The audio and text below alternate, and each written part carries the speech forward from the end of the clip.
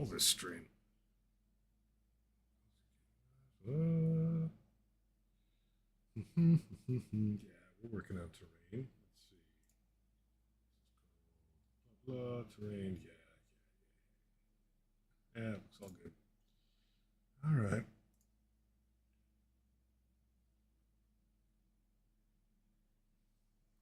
RB line. Look good there. Locked in. Good. I have a big church. This is as far as I can zoom out. But it's a big old piece of terrain. This is all basically, it's got a couple step up edges on it, some cover, spot on the bottom, can't really see through, spot in here that you infantry can get into. Big old kind of chunky piece. I got to do a little surgery to this guy. He's primed. But I unfortunately left these nubbins on, and I don't, by nubbins, I mean things like this. I feel like I should sort of saw them off before I really get started. I got a couple other pieces you can see like that up there. I don't know what to do on those. Maybe I should just start on those. I've dry brushed those guys up there. Maybe it makes more sense because I think they're ready to rock. And I work on that. Basically what I got to do with those guys is metal up the window frames and some of the window frames, maybe the little things up on the parapets. Maybe this guy's not ready for prime time. Maybe I don't care about the numbers. Yeah, let's just saw him off. Let's just do it. I feel like working on the big guy. So, we're going to work on the big guy. Find my hacksaw. So basically to start, hey Badger, I'm going to take all these nubbins off here. And then I'll reprime. I'll just brush prime on those. Let's see if I got my primer. My primer's hiding in here somewhere. It's got to be. It's probably sitting on my desk still. Man, I have not spent a lot of time on this. Essentially, what I'm going to do is I'll take these bits off, reprime a bit. There it is. There's the good stuff. And then get down to business with dry brushing the entire thing in a lighter gray. I'm going to move this microphone out of the way. Probably at the risk of showing my crotch, just because this piece is pretty big.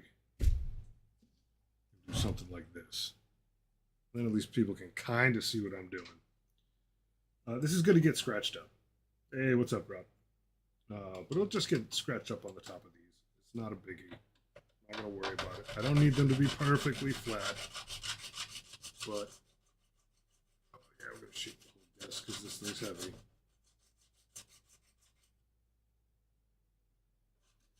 And a little scritchy in the background. This is probably the worst thing to stream of all time. Yeah, we're going to take a little bit of that out. It's all good. Saw it away. Saw it away. You don't actually have to apply all that much pressure on this thing. One of these little baby saws. It's more about reps than anything else. I think I have more blades for this too. Oh, I don't think I want to do this to all of these. Sounds like murder. Sounds like work. Dry brushing and stippling 18 models before I do the contrast paint. Yeah!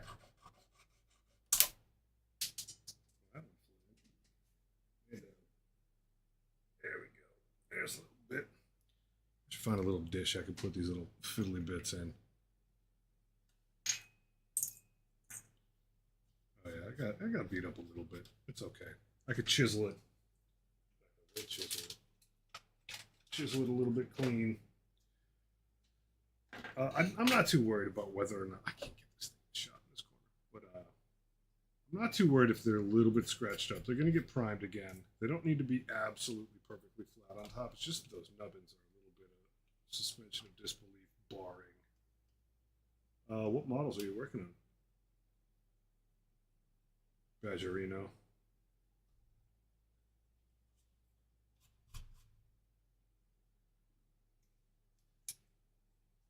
You've been on a tear since you got out of terrain prison.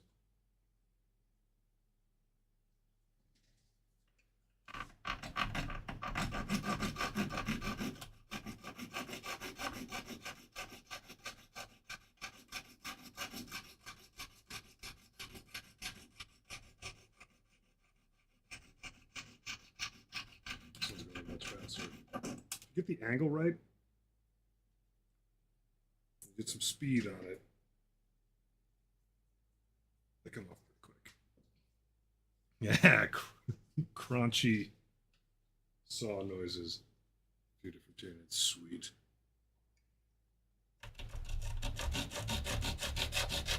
Yeah, there's a little bit of like anti ASMR going on with this stream because like the mic is literally floating right above this thing.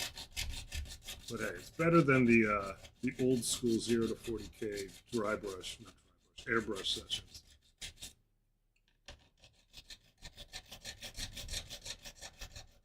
Get that first angle right. This piece is. I don't think this piece is loose. I think I'm just applying an excessive amount of pressure on it. There we go. Oof. All this plastic dust straight to the dough.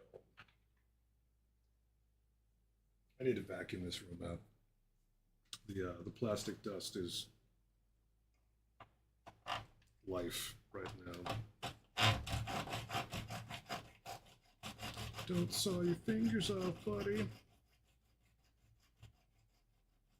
Testing the bounds of how well I glued this thing together.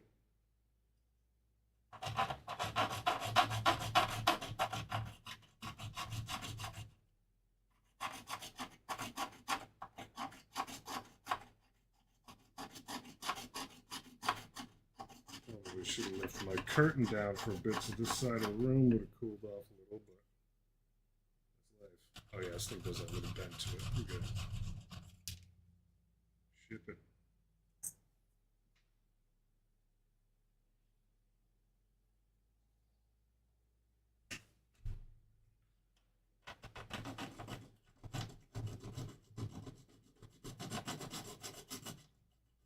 Long strokes.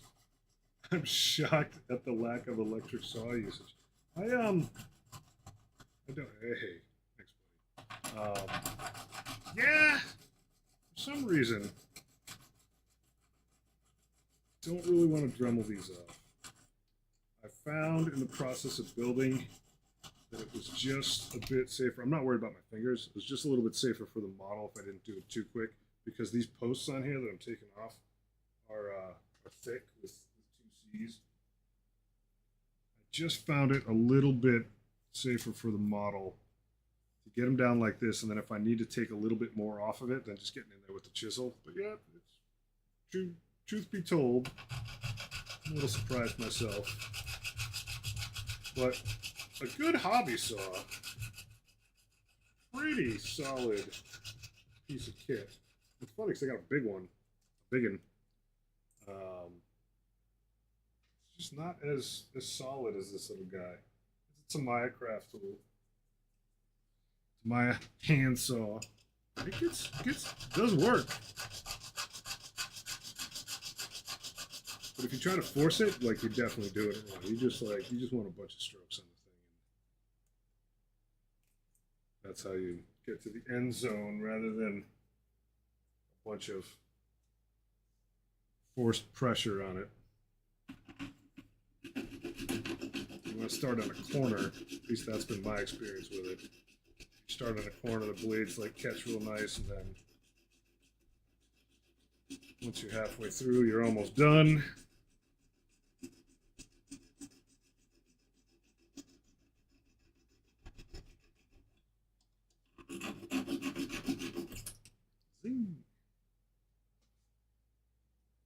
But I may get in here with the rotary sander afterwards and just take a little of this down too.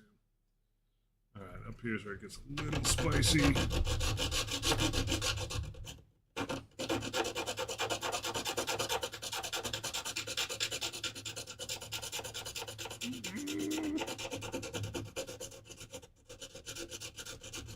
bending this saw a little bit. A lot of bit.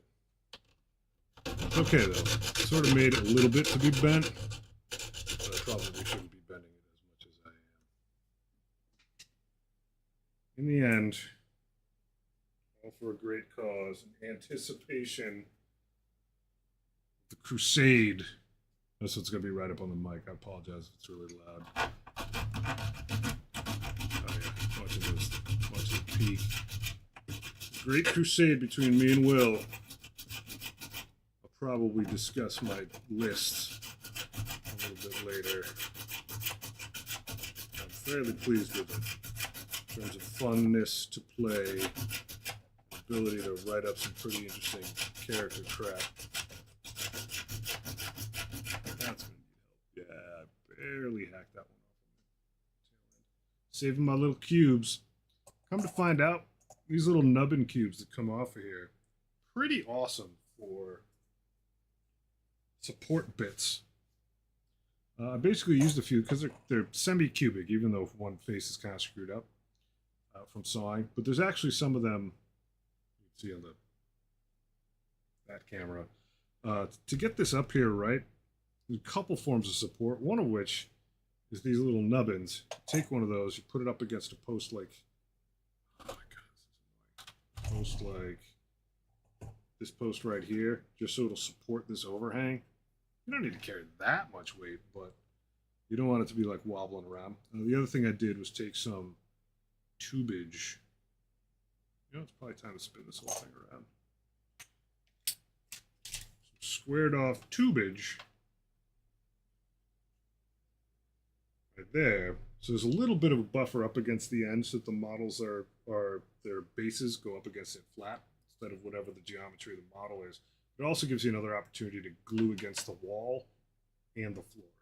You can do that underneath too, but basically underneath all of these posts, there's a little maybe 4 or 5 millimeter nubbin sticking out. You just like measure and glue those in first so that this thing will just sit flat. Everything else is just bonus support.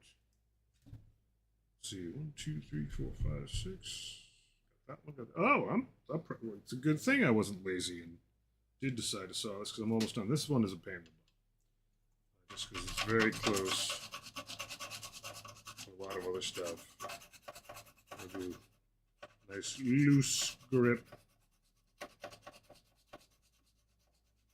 I'll probably hit the tops of these with the electric just to clean them up a little. This one we're just going to absolutely take our time with. Don't hit any other geometry. But I'm excited. This is the biggest piece of terrain I have so far. It's not really like a legit tournament piece of terrain. It's technically 3 pieces of terrain in one. And that the base floor of this is ruins. No, yeah, this is ruins. This section is a closed building / hill, and then everything above it is ruins again. Kind of neat. I know it wouldn't be legal, but I'm pretty sure I could drop an objective in this little courtyard. That sounds kind of fun.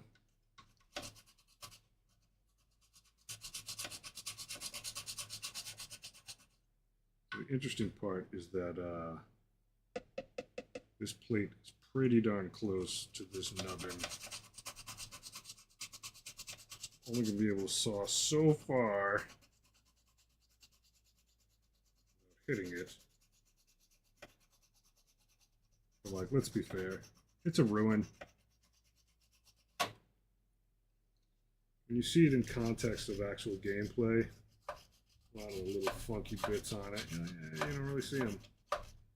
See the models on it, see the strategy involved in wielding it. I'm just going to pull this guy off, and then we'll chisel him a little bit. Dink. All right, so true champion. My hobby saw. The blades super thin, the teeth pretty darn small. It gets a lot done. I do need to find my other blades on it. I remember when I got it, I was swapping things out pretty regularly on it, and I just sort of landed on that specific blade as being the best one. Makeup brush. I'm going to use one this size for dry brushing this thing out, but it's pretty decent for like just general purpose cleanup. Yeah, that guy right there needs to go. All right. That's my cable management. Chaotic as usual. Oh yeah, that's the happy sound. I gotta saw that. That's a little too much work to just sand. Or a little ginger on this one, perhaps. Excuse me. Yeah, exactly. Oh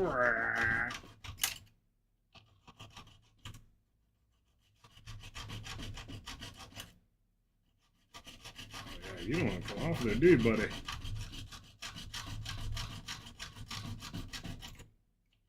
Got a lot of mileage out of these boxes of Pegasus Hobby stuff. A lot of mileage.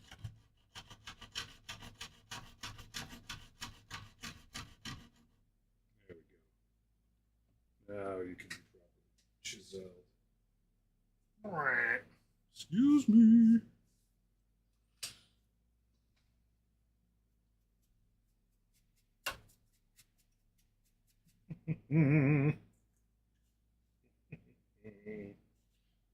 To be honest, this makeup brush is probably not the best brush to use on plastic dust. Oh, we're getting hit. Furious John.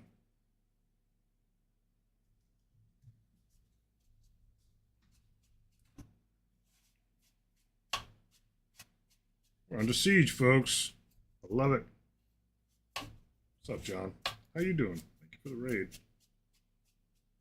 Why are you so furious today? Deeply personal question.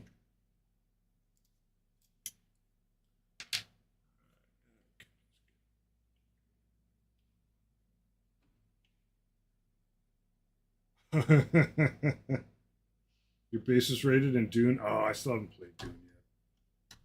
I decided to pass on super early, 5 days of early access on it. I'm not sure if that was a good decision on my part, given how much I love Dune in general. Lost my sandbag too. Oof.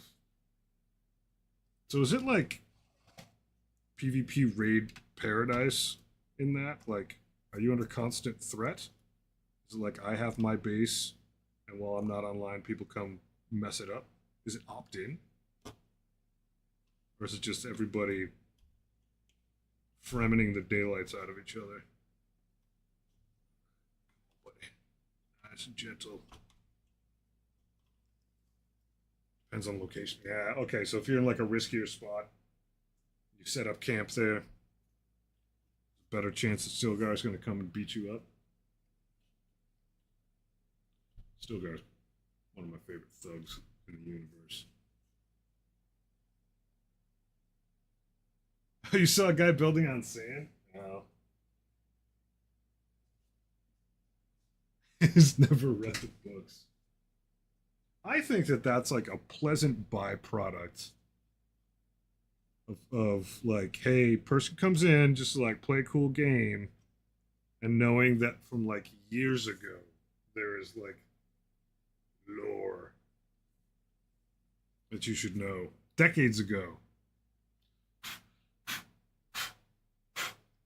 Lore that's old to me as a person.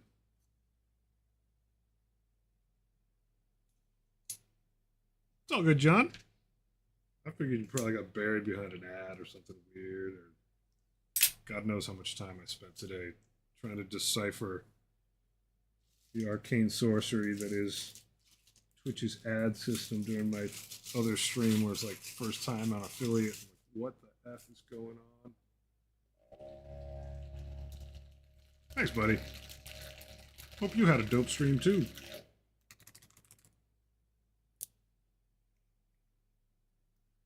All right, there's a little bit of this glop. We'll lay it on pretty heavy. Yeah. He's a little scritched up, but it's pretty light though. Didn't think about that, did you, Z? What I need Slightly darker primer. Out of print kits. Love it.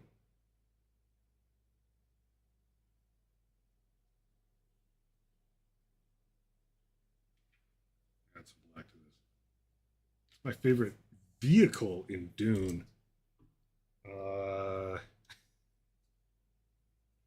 I think the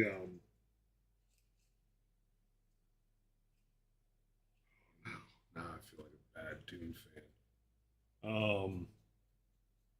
The floating miner things that they like in the recent movies, they were on balloons. Sometimes they're portrayed as just like anti-grav, lifty things. But the what do they call them? Bad Dune fan. The aerial miners that they drop in and then have to like fly out as soon as possible. I love the idea of like massive juggernaut things that the whole idea like that scene where like the worm's coming, gotta figure this crap out. That to me is just like a huge part of is the ecology of Dune.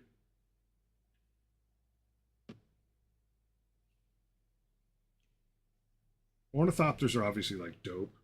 I love the AdMech, essentially Dune ornithopter, but I think the spice miners, those big ass honking things. I mean, worms are dope. Worms are dope, but I I have a special place in my heart for like man's ability to just make crap. I love Fremen, love Paul and all that, but I kind of like the average guy on top of that. Like so here's the thing, like I I have a deep appreciation for like all the other groups that rarely get represented well. Um Outside of like the big parties involved. I love the Atreides, I love the Harkonnen, but like the Tleilaxu and all them, like the Water Sellers Guild or Union or whatever it is, like I really like a lot of the smugglers, all that stuff. Like in the old Dune board game, the old one. I think I always used to play it. I think I was allowed to play as like smugglers. But maybe it wasn't even a board game. Who knows? It was eons ago. But that idea that you've just got people getting by outside of the whole idea of noble houses getting pissy with each other. Riding a sandworm is like joyous 14-year-old me enjoying it. There's just nothing wrong. But I always found it like a little absurd. But it's cool. It's cool as hell. You can't knock the sandworms. But it's a little absurd.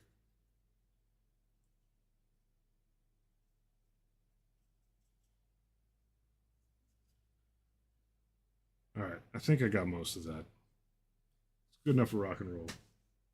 Ornithopters are sweet, man.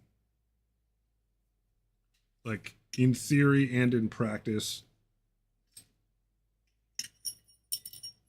Oh, that's where the rest of my little funky bits are. I can consolidate.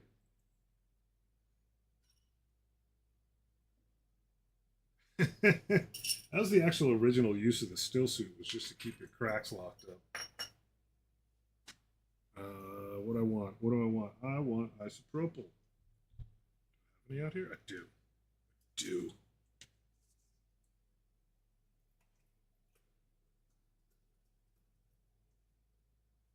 Have to refill that guy at some point this evening. I mean, one of the nicest things to me about Dune as like a franchise is how many passes have been taken between like old books. I used to have, I don't know where it is anymore, but I used to have a Dune children's activity book. And so it was like one of those like, hey, it's my activity book for like me and my 5-year-old kid, except that it was all Dune stuff. Because for a while, like people were treating Dune like it was like fanatically, like it was like the new religion of the human race. Like there's definitely some like very very heavily deep Dune fans out there. Like your children must read this. Paul Atreides for the win. Um, and it had stuff like I think there was like a maze where you had to like figure out like a worm maze. I think there's definitely Paul's no bake spice cookies. It was like a recipe to do with your family. It was dope.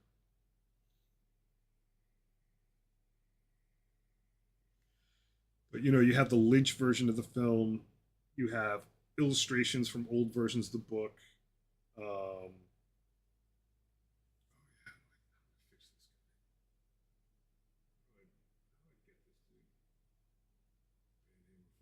no, I don't want to pin this message.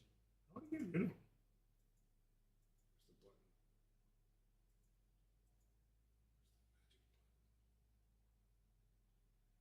I don't know how to actually. Click the name. Click bam. Click the name. Oh, it's because it's whisper follow. I'll warn him. Got him. Did it. Easy mode. Yeah. For some reason, I've because they're always first time.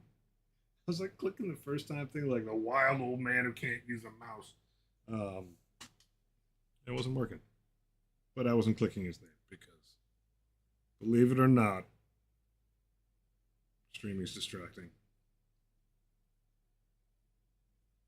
All right, that's relatively clean. Oh, this I didn't think before I got started because it's been like a week before I streamed. Hey, best viewers are already here. Thanks, man. I appreciate it. I appreciate it very much. Flip that guy over, put this thing here. All right. So what I need to do, doctor up some light gray. By doctor up, I mean I probably already have some out here, and just hit this whole thing. It's probably gonna take a little while for that to dry. So I'm gonna set this guy aside and grab those that are already grayed up, and I will hit the metal parts of them. It'll be good to go.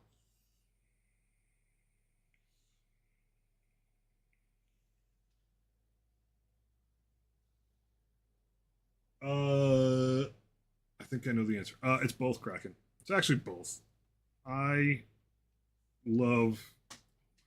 Thanks, Patrick. Thank you very much. There. Just hide that there for a second. Let it dry. I like just in general. I like bad guys, and yeah, there are no good guys in 40K. That's true.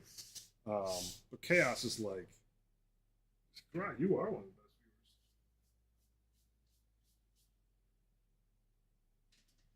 viewers. Oh, sharp. That was you gifting. Oh, wow. All right, even better. You're the best, dude. Um, I like what they've become. I don't like the Emperor's BS. Um, it's just hungry. It's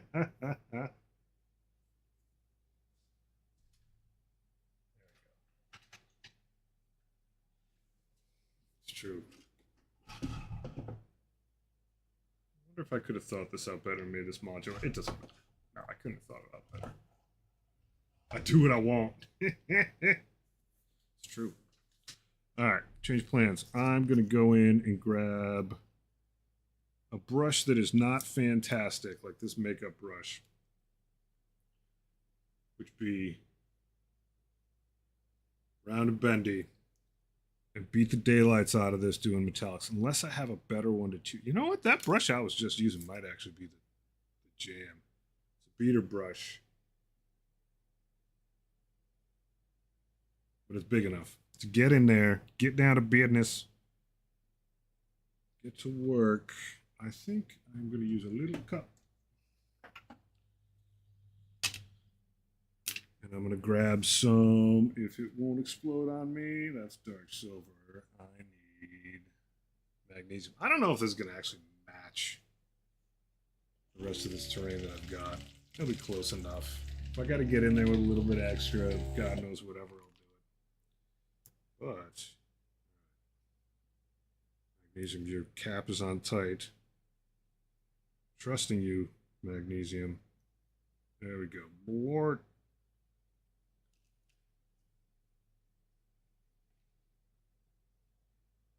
You know what?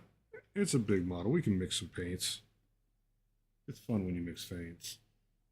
Dark bronze. We'll add some of that too. Hey, Radley.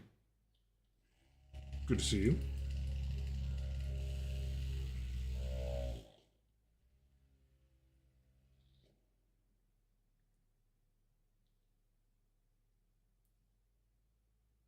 I have some Pro Acrylic Dark Bronze, which is not quite Warp Lock Bronze,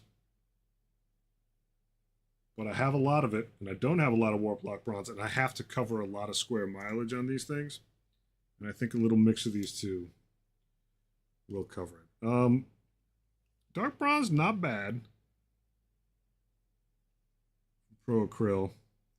But I'm doing a little bit of a in between. I don't want it to be as chocolatey. It is. Of course, it's betrayal.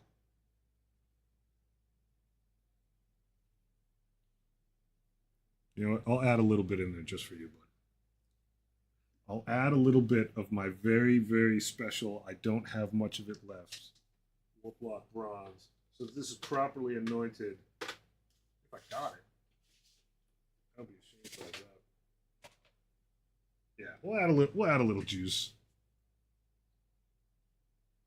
So Rand's about hating more blood rounds. Yeah, where's Moth when I need him? Oh yeah, we'll just use a random piece of extra plastic as a scoop. We'll add some of this in the mix. You can see it behind the chat. This little bubbling cauldron of goodness. And the chocolate. Oh yeah, good stuff. All right. I'll mix with that. You've been informed of the good news about my reaching I have not been informed of the good news. What? And so many things, so many different things I can't remember what hasn't occurred. Yeah. Congrats, man. That's awesome. It's a pretty wild ride. Like, to get to affiliate, it's not hard, but like you gotta get some things to just line up the right way. Like, one is having like enough time to just be like at it. But like your stuff has definitely been variety show. By variety show, I don't mean that you're like standing up there like teaching dogs tricks, but you know, you've done a lot of different games. And so like locking in like one circle of people into it, a little tough. But getting there makes a big, big difference when you finally do. It's like, not to like humble brag, but I got there with Channel the Second recently, my company channel. And I was able to just call in a bunch of people, be like, yo, on the Discord for this channel, can you hook a brother up? Which is nice. But getting to affiliate with this channel, it took a while. It was faster than I thought it would be. But a lot of it was just like, humble brag away indeed.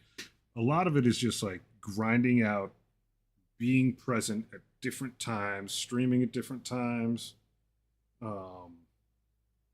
Just putting in a bunch of time just to get some people to possibly check you out, because discoverability is really hard. Discovery is really hard. Discoverability is not exactly the right word for it. Discovery is a hard thing to get over. Because you're just in competition with everyone else. And you kind of just have to get a little bit lucky with who shows up at the right time. Oh my God, such big brush strokes. Basically what you know what, I can do this so people can see what the heck I'm doing. I could treat this like it's a stream and not me just rambling to myself. circle I'm trying to reach is the OST appreciation circle. That's a good way of putting it.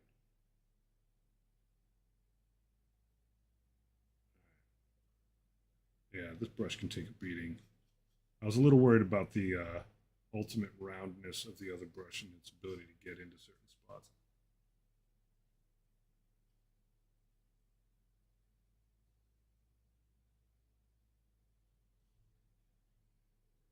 So nice not to have to worry about ultra thinning the paints.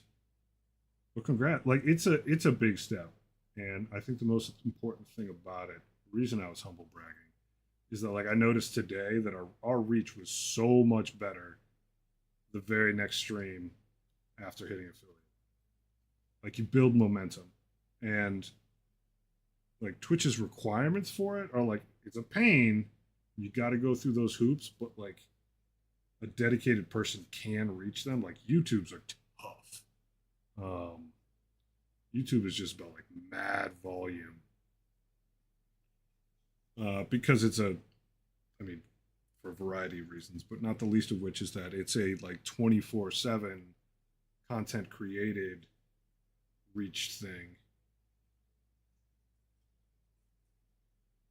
It is. It's luck of the dice. It was luck of the dice for me. And like I did pretty good there. I never made a penny off of it because I never monetized to the $100 before they send you a check, which is like, all right, I'll see you later. But I got lucky with some game footage stuff. It was like built out videos. And it was funny because it gained like a little popularity, and then everyone on YouTube looks at like, everyone's trying to find a niche. And then there was people that were definitely spending like 16 hours a day making as many Unreal Epic Battle Simulator videos as they could. And I was like, that's cool. I made my little mark. I'm out. Still get traction with my dumb Death Guard appreciation videos, though. It's crazy.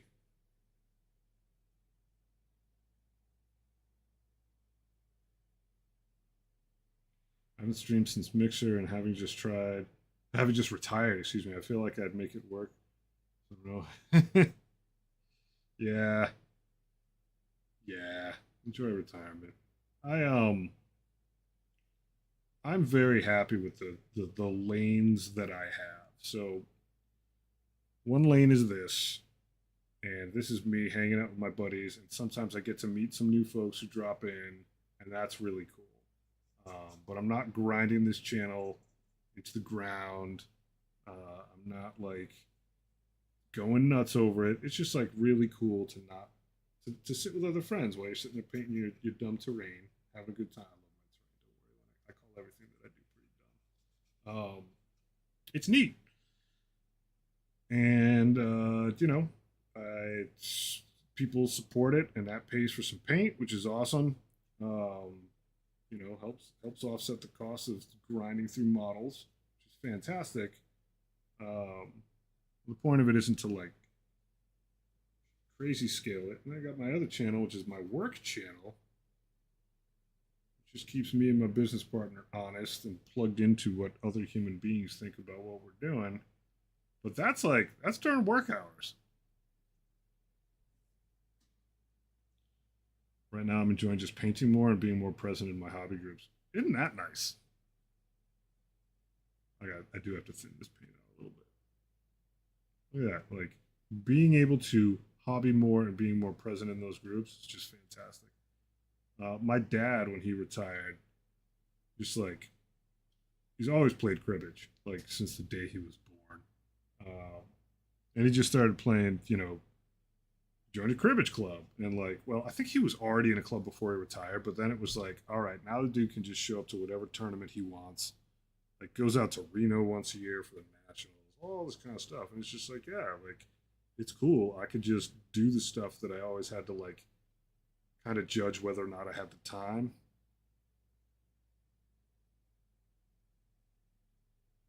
I was enjoying the crap out of it before I got drugged back into the swamp.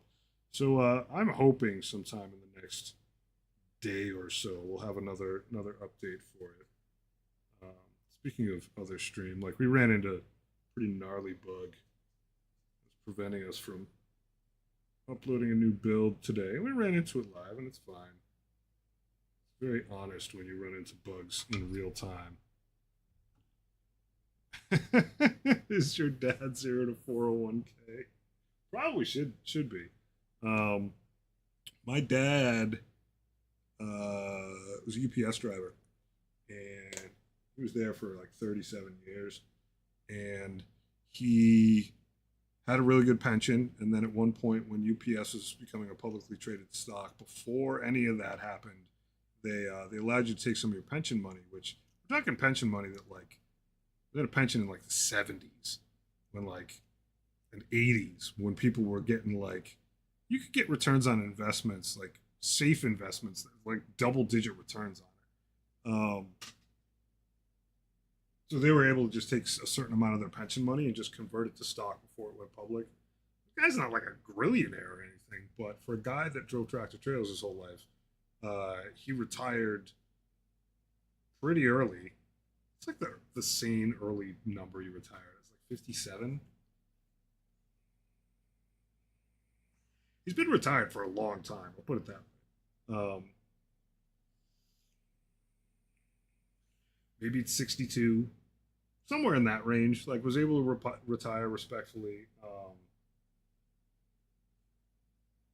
and just vibe.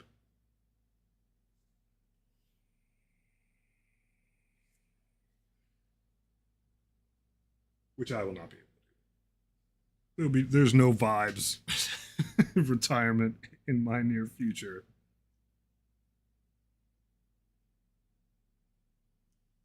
But hopefully I get to just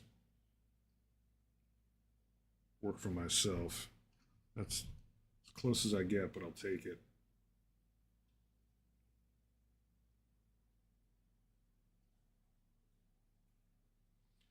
Gotta remind yourself it's terrain. Gotta be a little careful, but at the same time, it's not Gilliman's face you're painting.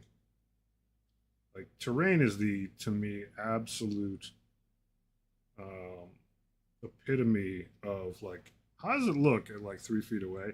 And I think it's a little different with like some of the more humble games.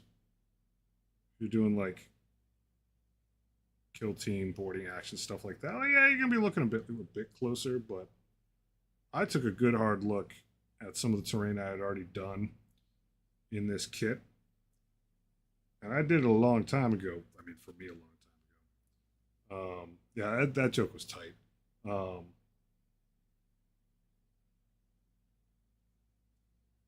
and I don't notice any of the mistakes I made while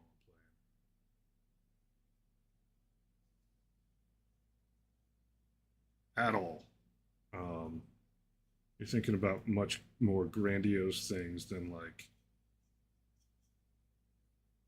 this little speckle off by a millimeter. Get in there. And this is also going to get a straight up thinned out, albeit thinned out black wash over the whole thing. Gotta remember that part too.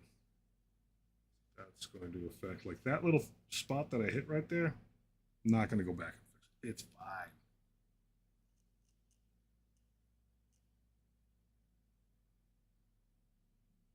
I will have to clean this brush soon though, because I am just dunking it. It's like a calligraphy brush. It's not technically, but the size of it is just honking. Size brush, you buddy. You have a number on you? Yeah, it's a 5. Oh, praise be the 5 brush.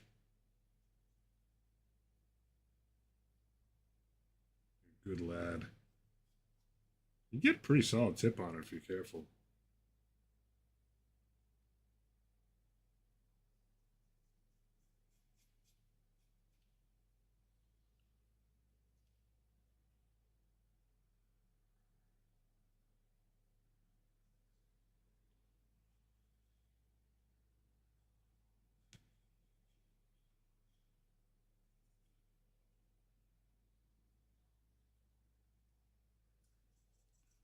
Push, push, push, push, push. All right. I think after this set of window panes, it's going to be kind to your brush day. We're going to hit it with some isopropyl and just clean it up a little bit. This thing is don't. I was doing a little too much stirring. Recently at the LGS, there was one WizKids bull moose left. Told myself it sold out quickly due to patriotism. Yeah, it's true. I better hurry up and grab it before anyone sees me deliberating and starts asking questions.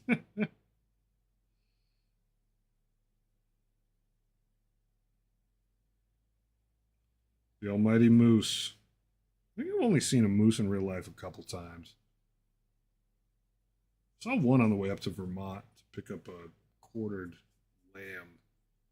I can't remember. I think it was up heading towards like kind of the Champlain area.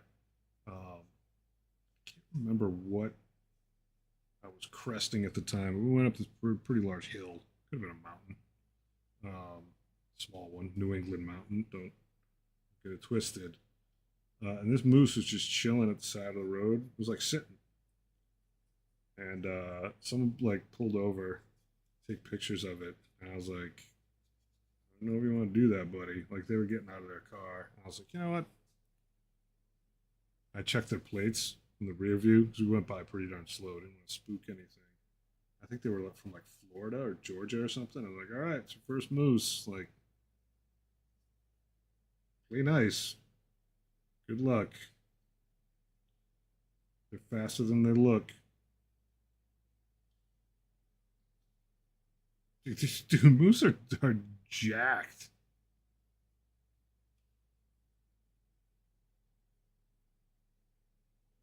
Moose are like from a bygone era.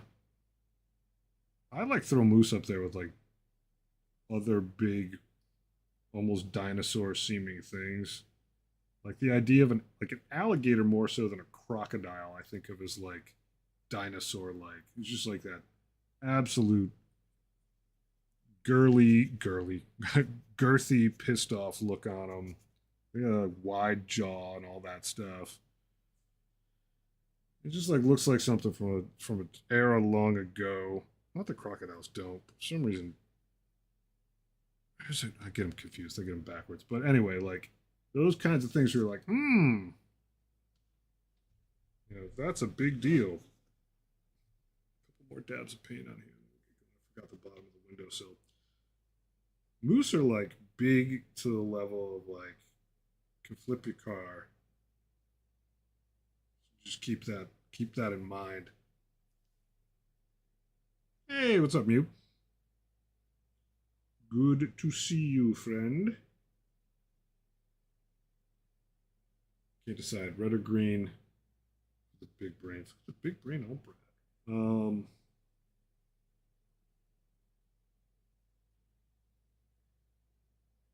I mean, that depends very much on. It doesn't depend on anything really. What is the rest of the motif? Greenish red. Yeah, you know. Speaking of which, for the brains, one of the things that I found that looked really good is going with green and then using a strong red wash on it. I found that looked splendid. So maybe it is both.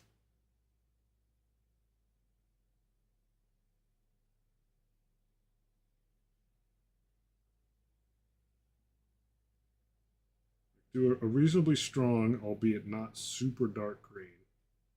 And then do like Caribou Crimson, Berserker Bloodshade, or something like that over them. Whew, delicious. Flannel pattern brain. There's an ad, I think maybe it is from Monument. Someone has an ad where they're just like painting plaid onto a model. Not like how you think. Like it's just totally like photoshoppy intentionally. Like, well, we don't have plaid paint, but our paint's pretty easy to use. That was a pretty smart ad.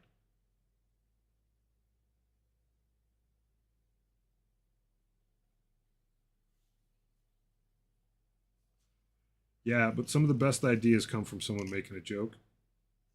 I strongly believe that.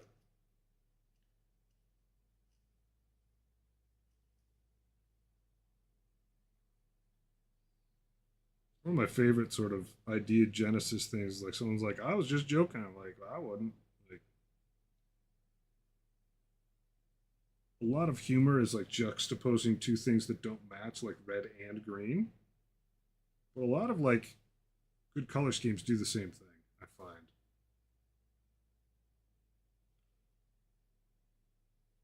Like the idea of painting pink under yellow is not intuitive. And there's like pigmentation reasons for that, but also what you get out of the spots that like you don't paint or that have thinner paint around edges or whatever is like really interesting, like shadows and recesses and stuff. Orange highlights on the carapace, trying to decide. We should go with it. Did red on the Neurotyrant. These are zoanthropes.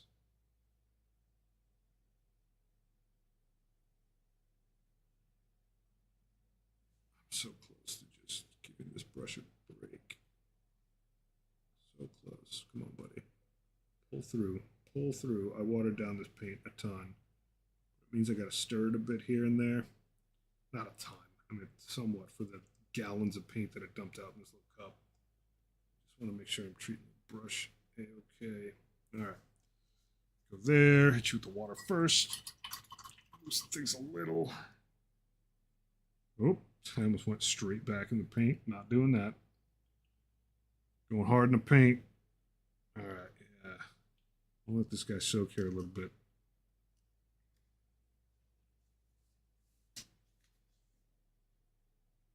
Really weird feeling being on a dev team. Not somewhere I ever really anticipated being. How so?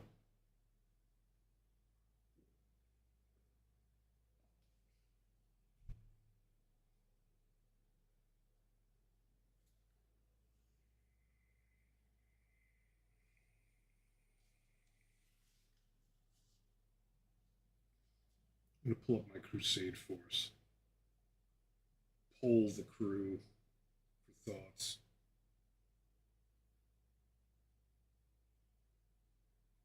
High Fleet Skittle. Variety. Yeah, I love it. Especially, is it old One Eye that you actually decided to do grayscale?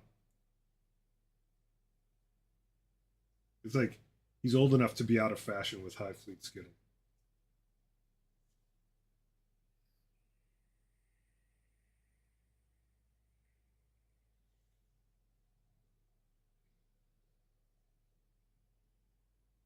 If I should type this out.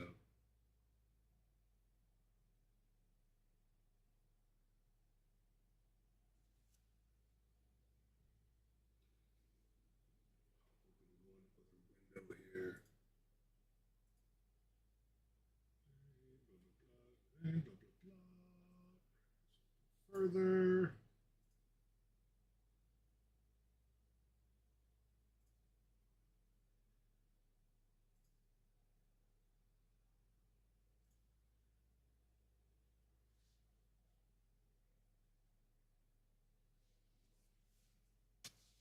That's a dope link. Do you want me to? Yeah, I'll crack that. There we go. Yeah.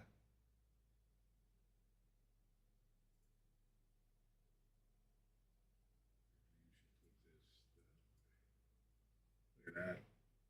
Look at that. Classic in the corner, the Agrax.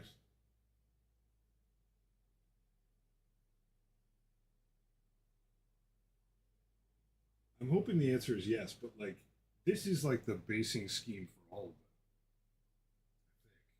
I think like in this like light dusty, which is great with all the color that sits on top of them. Wound up doing some graphical work for the new randomizer project for Metroid Fusion. I'm in the credits and everything too. That's awesome. Just not something I anticipated having. I just started learning the inner workings of Metroid Fusion midway through January of this year. Opportunity is like created, fabricated, not in a bad way, but a lot of opportunities are like purely a matter of like you just getting your hands dirty. Feels good though, doesn't it?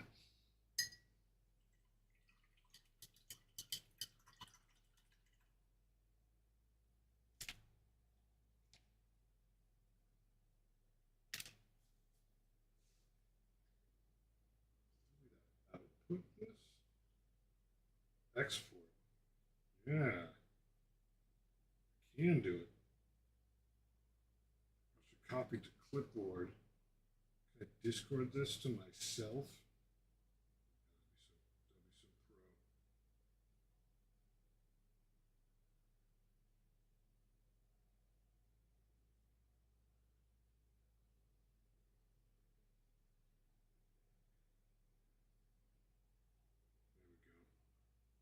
Did it?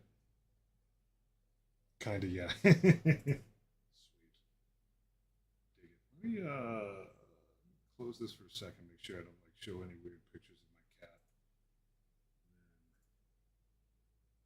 And then we will wobble my way through Discord. Find me. Talk to myself. See if I can get this whole list in here. Oh, I can't. Maury! Back and better than ever. Dig it.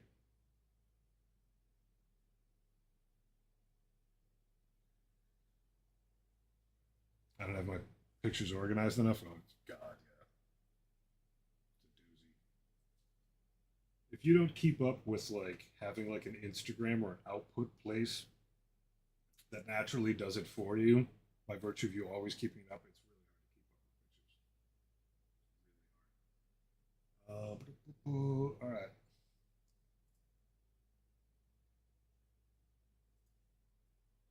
Is that zoomed in enough?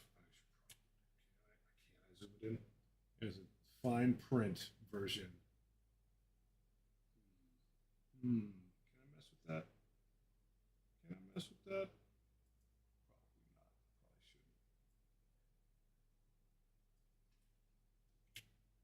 Probably not. Probably shouldn't. Not while you're streaming, boo. Feel better if I knew more. Apparently, I've specialized into graphics enough that I'm one of the only people aware of heaps of errors scattered about. Well, that's the way you do it. I realized I had an Insta yesterday. I had to reset the password. Yeah, that's the thing. Like, I'm terrible with taking pictures of my own stuff. I'm like, yeah, show me your pictures of your stuff. And like, I end up posting stuff on Instagram, like models I painted 3 months ago. I finally get around to like photographing my own work.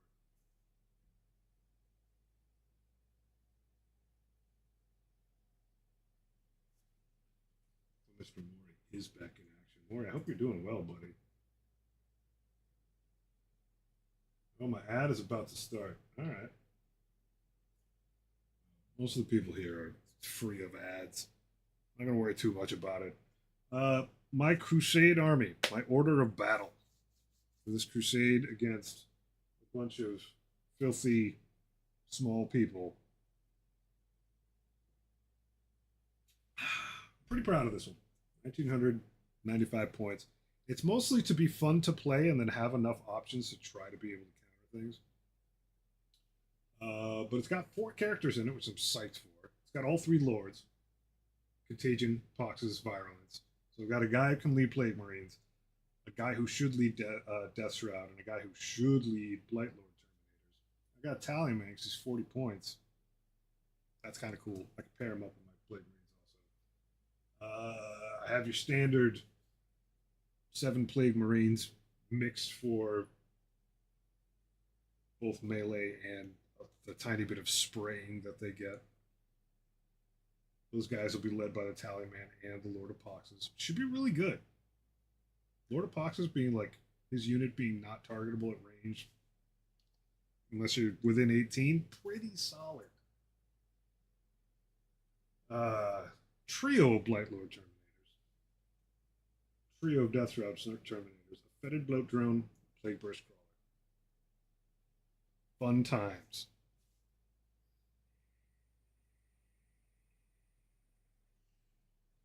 And I can play this with no Poxwalker, strangely enough, to start. I can, I think, effectively play this army in like 4 detachments. So I got that to mix things up with. But I'm pretty psyched. Pretty psyched. I think the 20th is when Will and I start our Grand Crusade.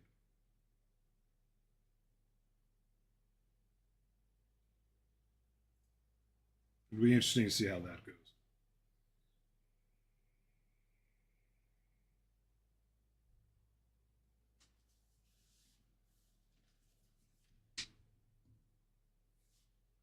Ye old narrative game. Let's see if there's a thing I can bring out here that's better for starting. Rather than dunking this entire brush into this poor pile of paint, which does need the occasional stir. I thought I grabbed too much paint. I forgot the fact that I'm painting the side of a freaking building. And not too much paint. Not too much paint at all.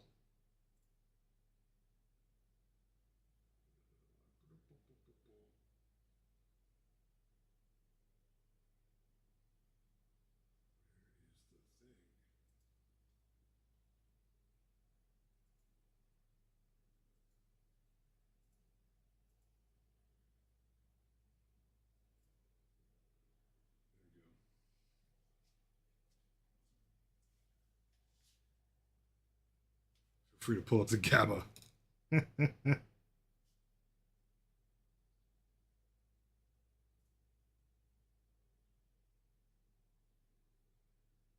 I realized someone else.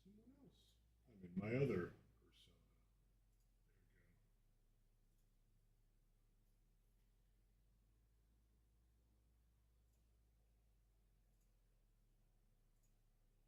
There we go. Let's look at some other stuff. I do need your opinion on it, though. Sweet. All right. I dig it. I always have an opinion.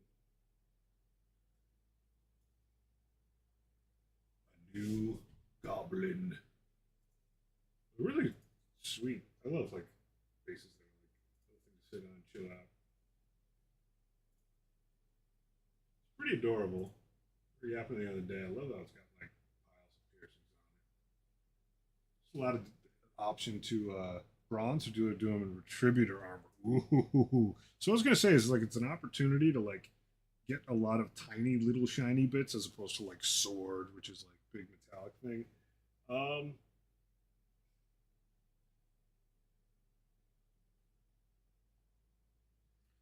I think you should do the jewelry probably last and do the jewelry so that it looks good with the clothing.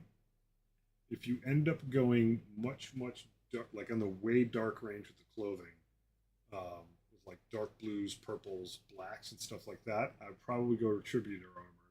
Whereas if the clothing is lighter and brighter, I would probably go with bronze. I'd probably go like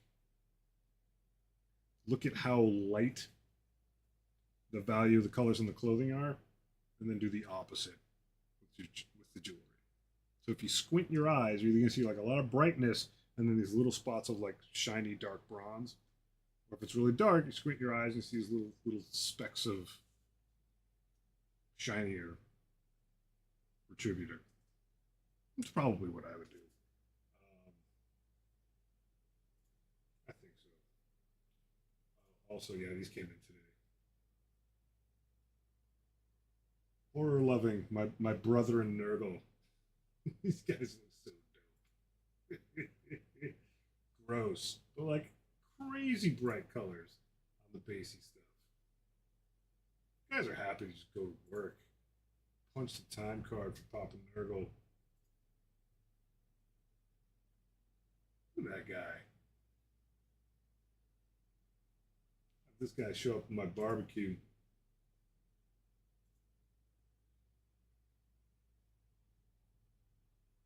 There's something about the icon on a stick that I think Games Workshop does a very good job with. Obviously, like these, yes, the Night Lords one is like a prime example, but even the Nurgly stuff on a stick looks good. It's like some guy carrying that around all the time.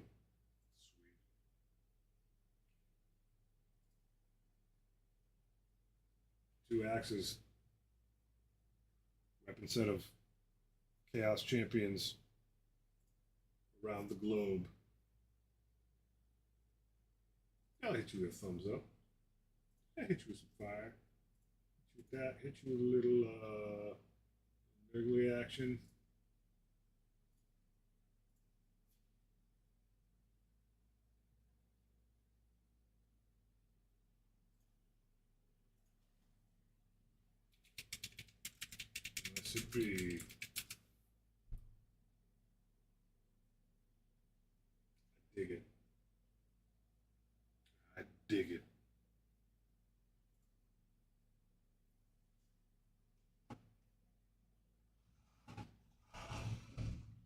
this away. Should probably scoot this little piece over here for now. I should have done that one first because I might actually have gotten it finished. Get these things up here. I'm wondering if I should hit these crossbeams. These are probably stone. Those are stone. These things are not. Blah, blah, blah, blah, blah, blah, blah, blah, blah, blah. Might have to thin this out. I don't have to thin it. I don't have to thin it. I just have to not leave it on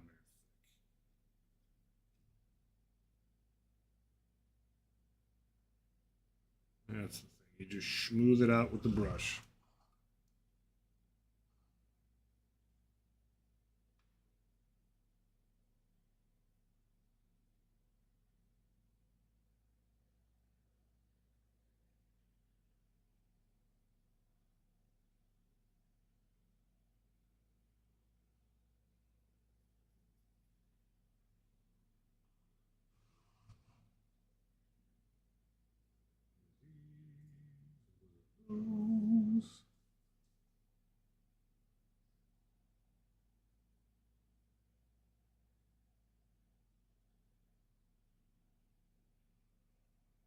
Paint.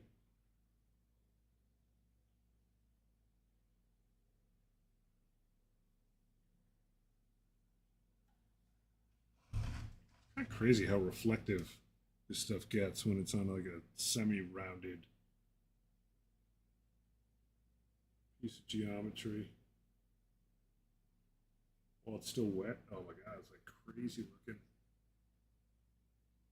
And it dries, it dulls out a little bit, and then I put a bunch of black wash on it. It looks grimy again, but super shiny in the moment.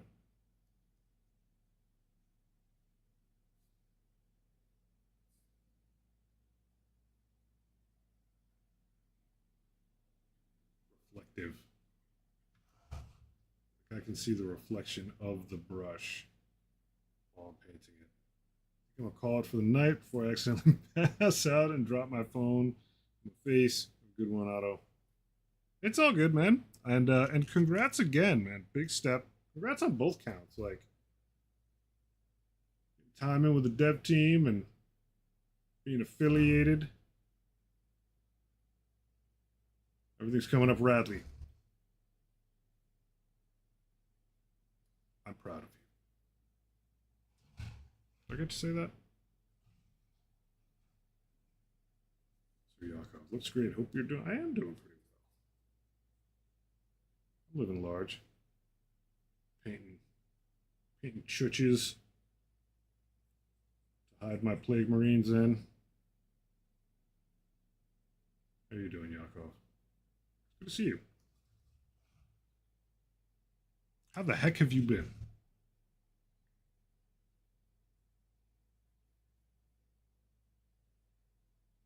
Likewise, I hope you are in good spirits.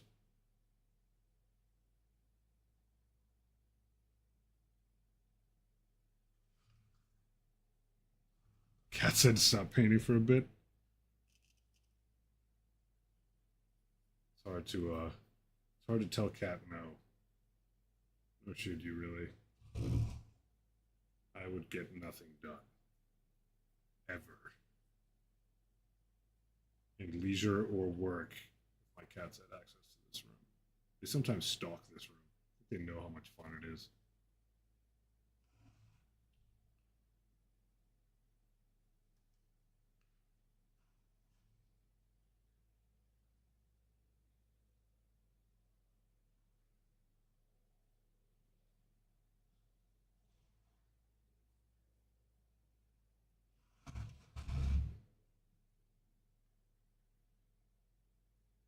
Nice and easy painting with some crazy number 5 brush.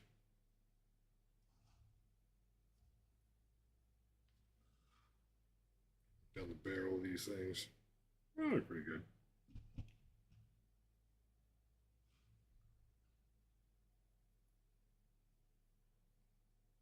Just gotta keep smoothing the paint out so that you don't leave any clumpy bits. This stuff really is like indoor painting, though. Just like get enough paint on the brush and just keep smoothing it out a little bit further. And it all just kind of works out.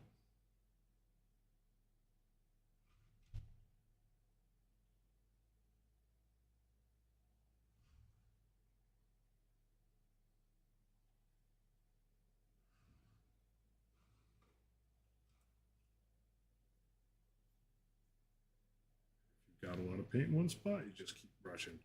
I've also found that I do wonder if this is actually true, but like on really flat surfaces, the direction of your brush strokes actually matter with metallics a lot. Like if you get them all lined up, if it's more reflective in a certain way. Not that I'm really doing that much here, but you sort of wonder if the reflectivity is in part based on your brush strokes.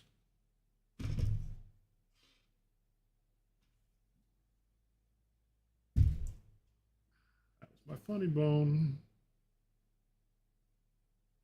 Yeesh.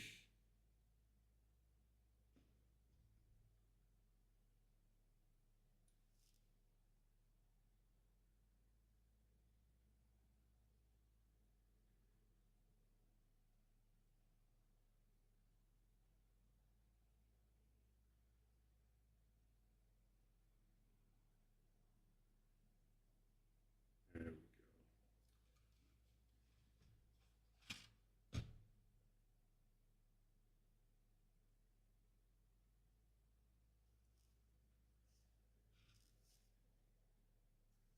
All right.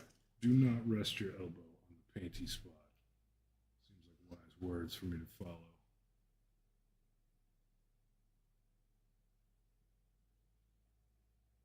Absolutely makes a difference.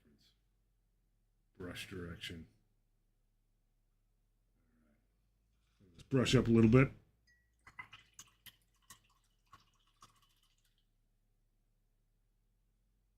You poor guy. His big ass brush only gets to do difficult tasks. Like, just brush on some primer with it. Yeah, and I just do 8 square meters of metallics. Why not?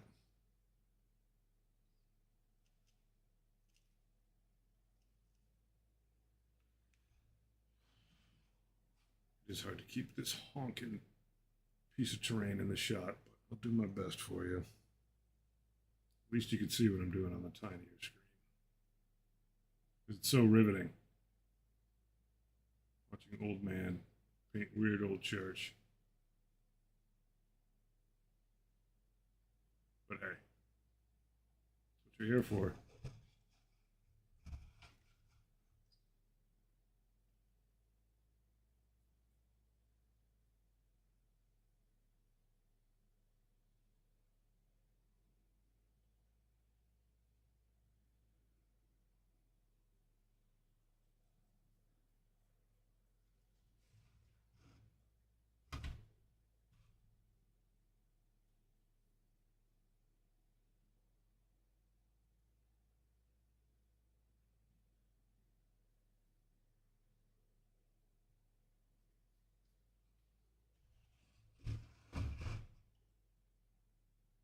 Once in a while, check your hands. Make sure you haven't accidentally gripped wet paint.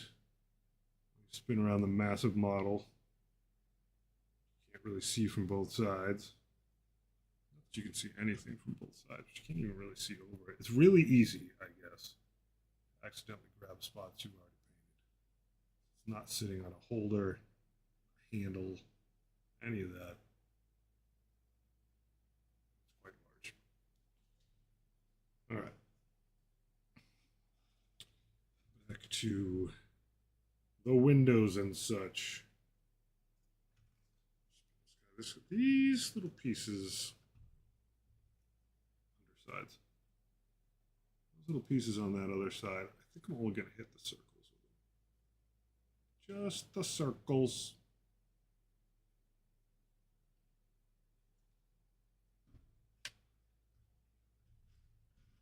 Come back later if I decide to change my mind. I'm going to hook my finger back here just so, scooch your monitor.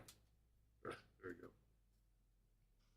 I know there's no paint on the inside of that.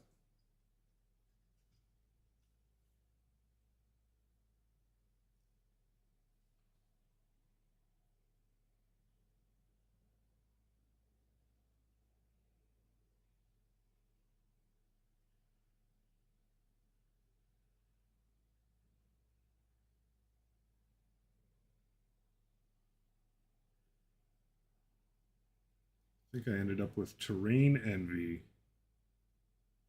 My great and noble friends Badger and Moth spent a month on Terrain. I think that's what got me here. Why don't you have enough Terrain?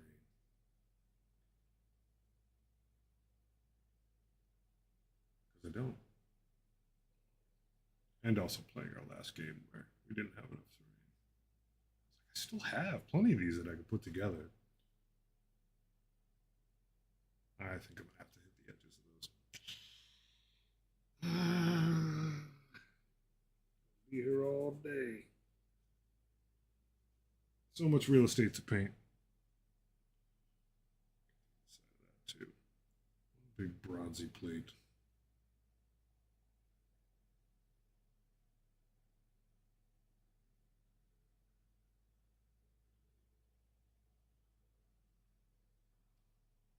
Stand it up and look at the other angles. Yeah, top edges of these circles deserve to be painted as much as the bottom sides. So you can get a tip on this brush and get a little detail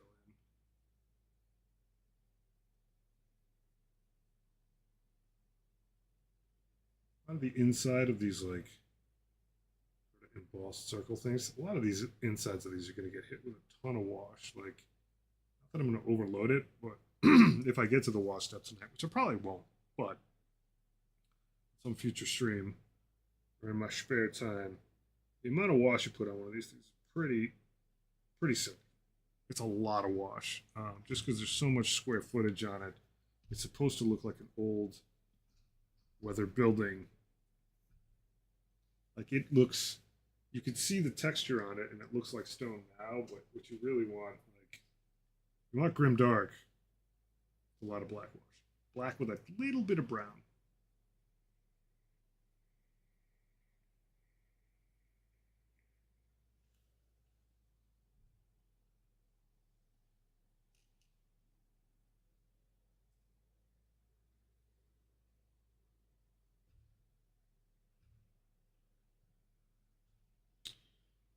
Window frames. I do have these doors to hit too.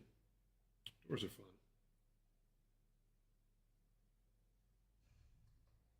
Space I can make here.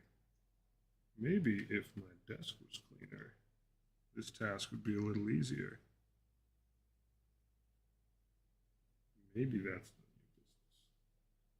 Nah, it's your business. You see the desk all the time.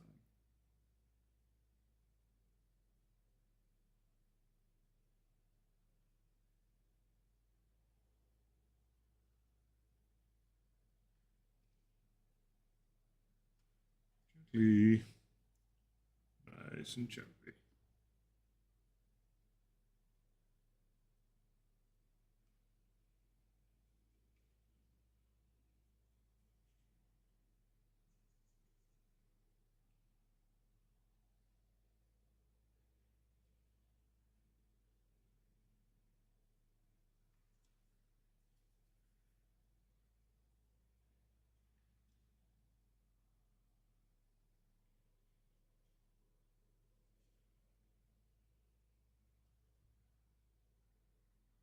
Once again, when I'm done with this little spot, we'll tilt it back up, see the other angles on it.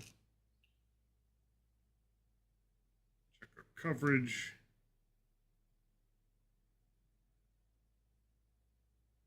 Good to go.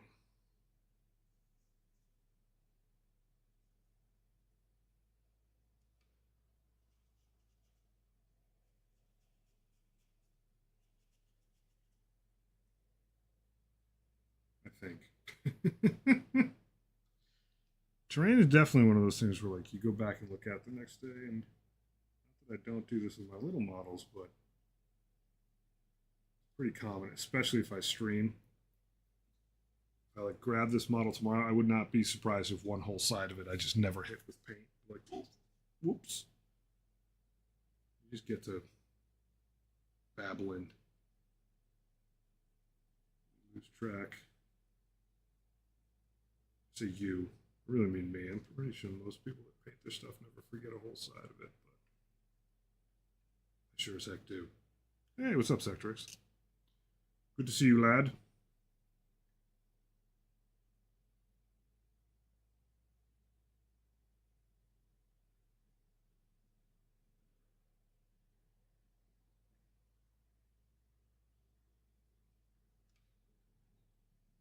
I'm glad one of us is painting. I'll paint for you. Paint vicariously through me. It's been a week since I've been on stream, man. Doing this stuff. It's been hours since I've been on stream for work, but I have not gotten a lot of painting. You know what I was doing? You know what? It occupied a lot of my time. Freaking perler bead cruft bus. That's what occupied my time. It's all washed out with the light. There you go. Good times, huh?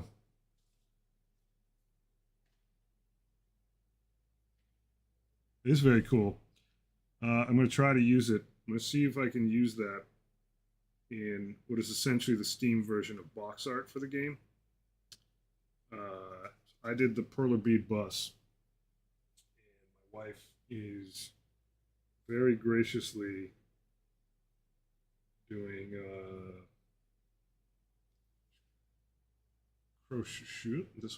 crocheting sprites from the game. So I'm going to try to take a live action picture of the perler bead craft bus, a bunch of trees behind it, a bunch of cross stitch stuff falling out the back of it. Use that for the like capsule image that you see on the store. Macadam.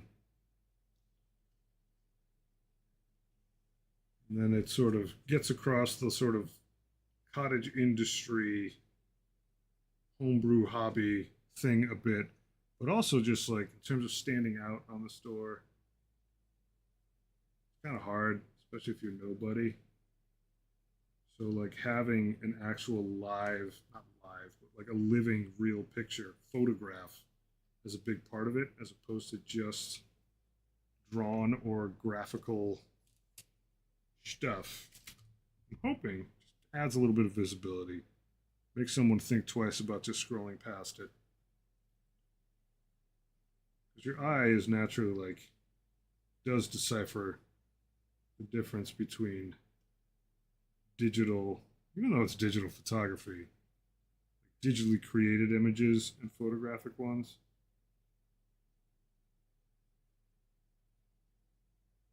We'll see. Fun project nonetheless. It just distracted me. Man, working with perler beads on a large piece is absolutely nerve-wracking. I find it 10 times more nerve-wracking than working on models. It is so easy to accidentally press undo on so much work. Those beads like sit in the rack when you're building the actual image, like so precariously, always in threat of bumping the whole operation. Just said no to the Tyranid Kill Team box. Proud of you? I am proud of you. You don't need it. It's a cool box. You don't need it. I'm very proud of you, Sectrix. You stayed your hand.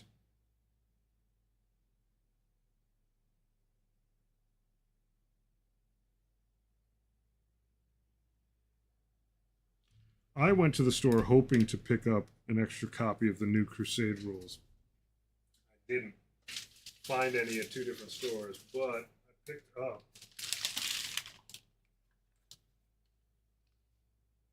the other Poxwalkers, proxies. 20 more Poxwalkers, getting ready to do. And one random model that I just didn't happen to have. At least I don't think I do. Pretty sure I don't. Yeah, I'm pretty sure I do. Yeah. El Sasserino. Tiny little bits. Tiny little bits. I did break a little bit. I was going to buy a book and some other stuff, not model stuff, and I was like, well, if I'm here, I feel bad if I go to someone's store and I don't get anything.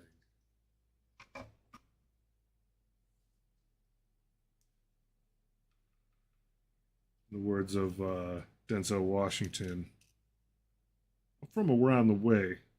I'm leaving with something. So this door may get dry brushed in something a little brassier or lighter bronze just to pick these stars back up again. There's a lot of, in fact, a lot of this metallic might do that.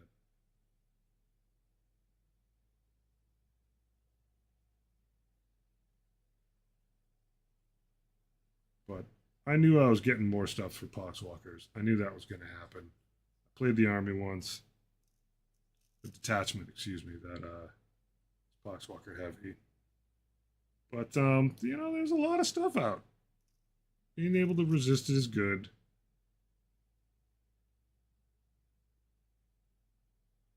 I'm a little disappointed that the Crusade book was not.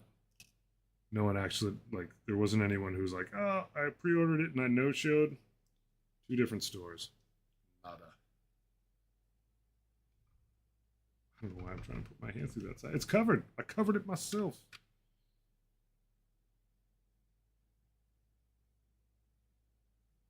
Just the nice thing about metallics is you can always just like re-angle the model and see where it's too thick. Yeah, pastel tunics. What the hell? Yeah, I know, right? Maybe we're just learning what enough stuff is.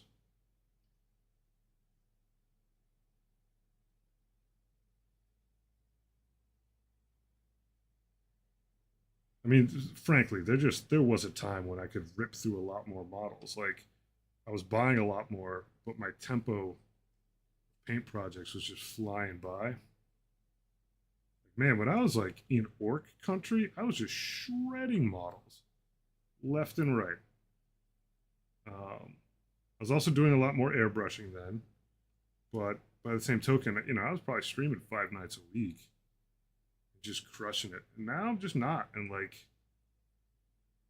it isn't that I'm worried about having a ton of models that I haven't put together or painted.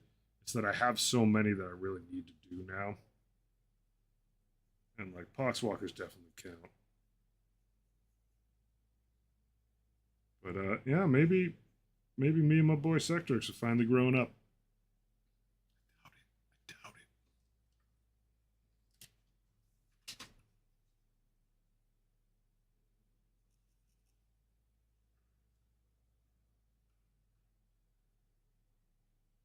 it. There we go.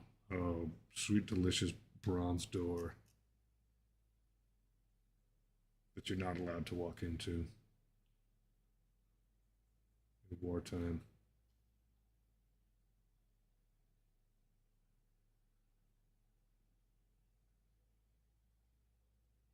What's up, horror loving?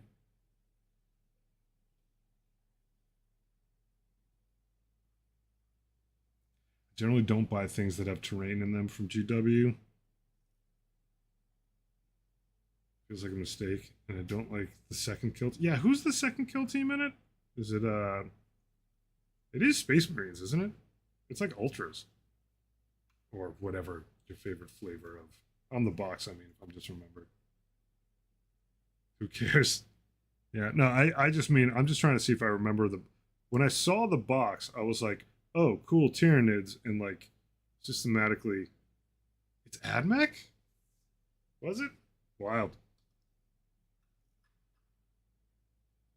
I totally just like wiped from my memory who was on the other side.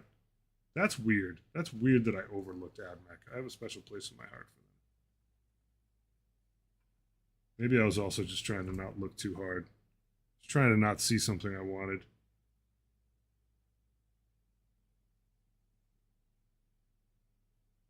Tyranids were safe. I knew I wasn't painting them anytime soon. Whoever might have been with them could have been in danger. The wallet.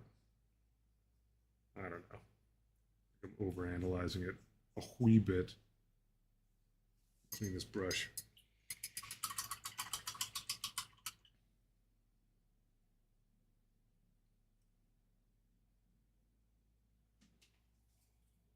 200 points of Tyranids, a 60-point servitor unit, and Tyranid terrain.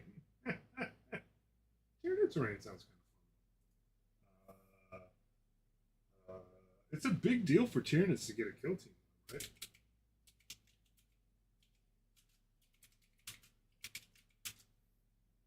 Like, didn't they previously like not have one?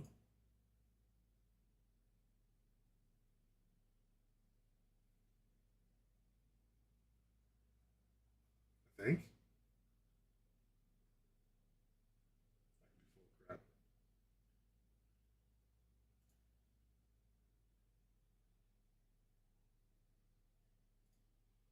Definitely looking on the wrong browser.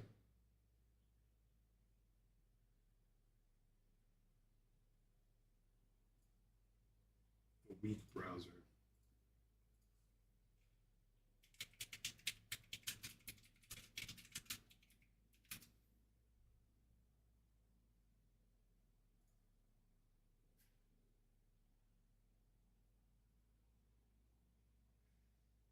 Yeah, so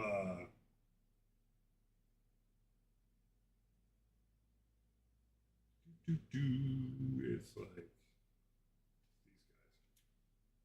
So I will say this, with the exception of the little like even little barricades, like some of this stuff is kind of neat. If I was painting large stuff, some of those things are like nice to add to a base, but not necessarily worth it. There we go, enhance.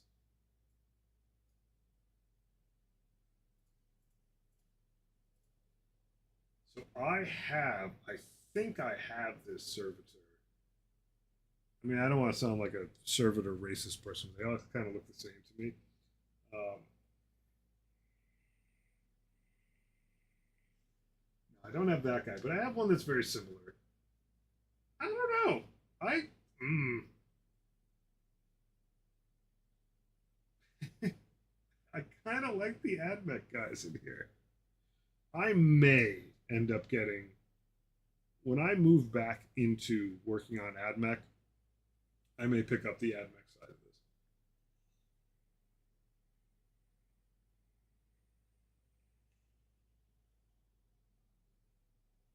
I do. I think like narratively, it's pretty awesome that it's like a barely biological AdMech crew going up against a bunch of Tyranids. There is so little biomaterial on the line.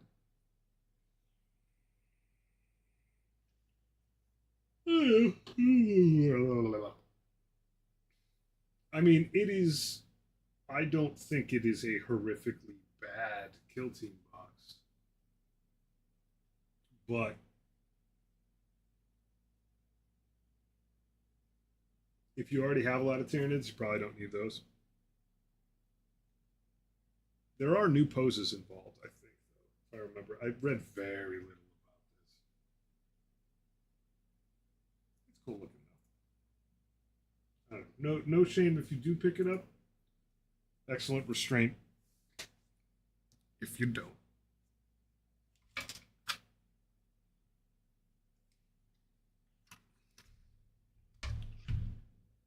care about the inside of the doors? Of course I care about the inside of the doors.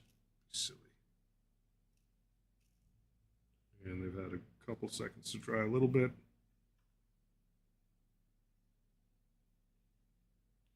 You do have to be careful as you go with a big brush or anything that you're doing like faster than surgery speed, because you can easily, especially like with a very light backdrop, you can end up flicking the brush a ton and just spraying the side of the model. Don't want to really do that too much. Fingers.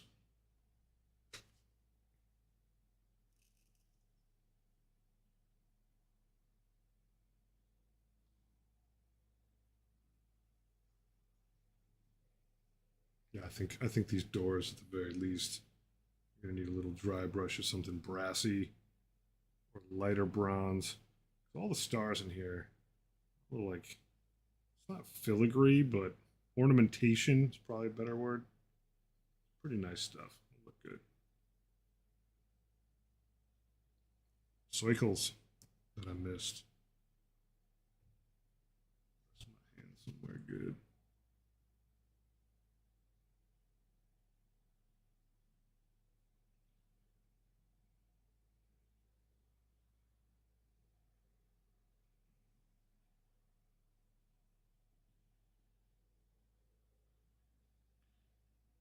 Same brush. I'm going to retrieve some of the excess paint off of this. Just work over here. Watch your thumbs. Don't get lazy.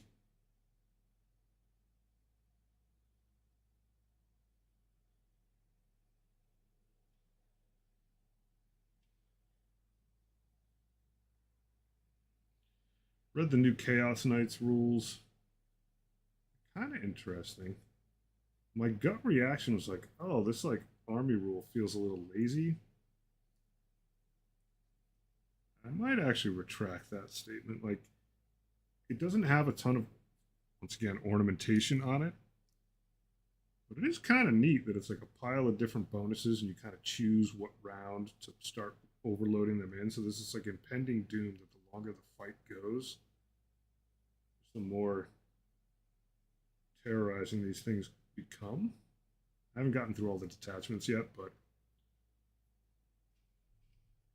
I'm not super hyped for it. But it does sound fun and like digestible, which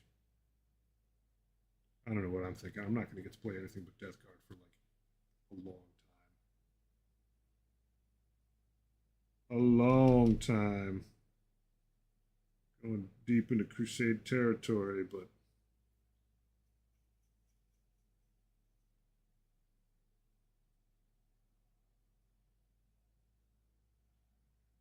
I am probably going to spend a lot of my requisition points on making my order of battle obscenely large. So I don't get bored. Oh.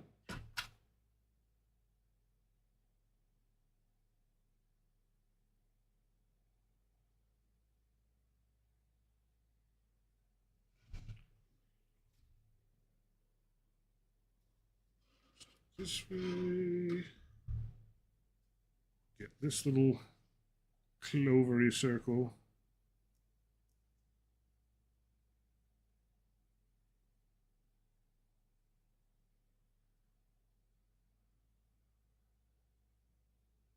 I'm not sure if it's always been this way, but it sure does seem like an insane amount of boxes come out. It's just now that I'm finally at a point where I think a bit about the metagame of Warhammer, and I get notifications from my favorite local game store. It's just like constantly stuff under pre-order. Like the next round of stuff. It's pretty wild.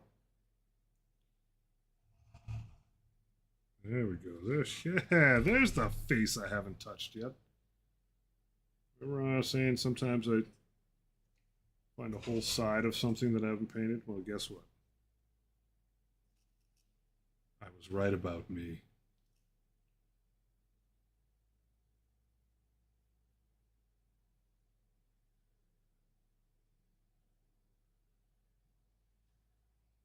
Gonna have to hit the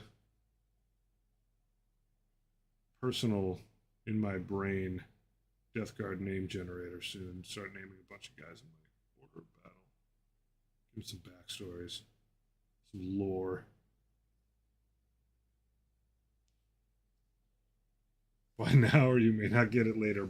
Burnt out. Yeah. It's it's wild, man.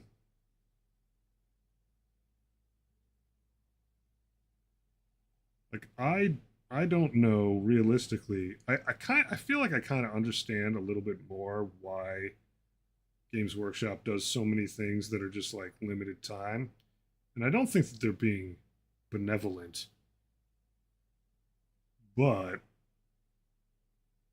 like how many Leagues of Votan army starter boxes can you keep on store shelves for how long? There is one in my local game shop. I was a little disappointed. that of what was in it because it was like, wow, okay, this is knock something over. I did. This is like pretty much the combat patrol box all over again. But like that box has been around for a while, hasn't it? Like, can't really keep that thing. It takes up a lot of space, I guess is what I'm saying on a storage shelves. But I don't know. The buy now before it runs out part of it seems a little weird to me. The window under which they produce some stuff seems a little too short lived. But I don't know. You should be able to get a lot of the stuff. If, the fact that there's any opportunity to like not get this important thing just seems weird to me. Sure, limited edition codex totally makes sense. Go nuts. Do that like all by pre-order. Shops can't really take too much of a risk. Like the stories of shops getting burnt on big boxes coming out, that seems like that makes a lot of sense to me now.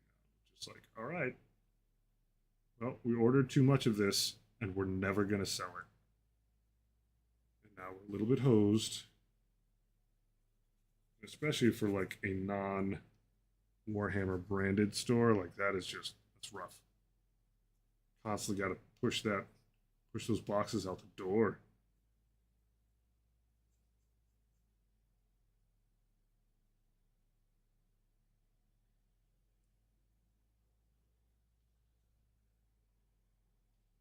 One thing I did find in both the stores that I went to this last weekend, for looking in vain, see if there's a couple extra, one extra pre-order Crusade book.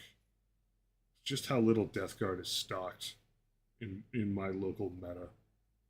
Like at the Warhammer store itself, I think there was a Mortarion and maybe a can't remember if it was Plague Marines or Death Shroud Terminators box, and that was all they had on the shelves. I was like, what? Now they had some blister packs, and I did pick one up for the champion that's got the sassy Nurgle on him. But two, count them, two boxes of Death Guard things in there. It's like, yeah, I mean their codex is pretty hot right now, but like to not have that stuff stocked seems wild. It's such a tiny store. They really just want to, and they obviously push this. They just want you to order and then pick it up there. It's like, if I was going to do that, why wouldn't I just put an order in at a place cheaper?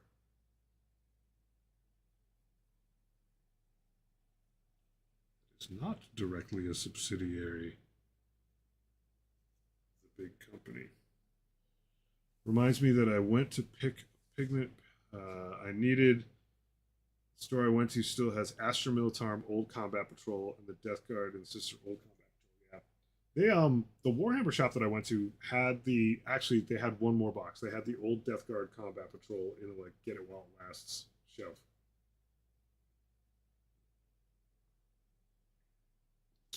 The old prices too. Yeah. It's a funny business. It genuinely is. Like it is so intensive. Um, yeah, I only went because my local shop didn't have a copy lying around. I didn't get lucky there. It wasn't their fault. I didn't pre-order it. I was just kind of hoping. Um, and I was like 20 minutes away from the Warhammer store, and I hadn't been there in a while. And it was the first store that I ever went to, and I get nostalgic. I go back there probably like once every maybe 6 months. I'll drop in there because the guy that works there is nice, and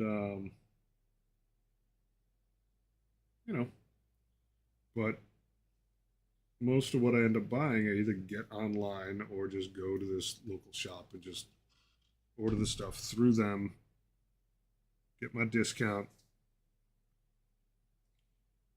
keep it moving.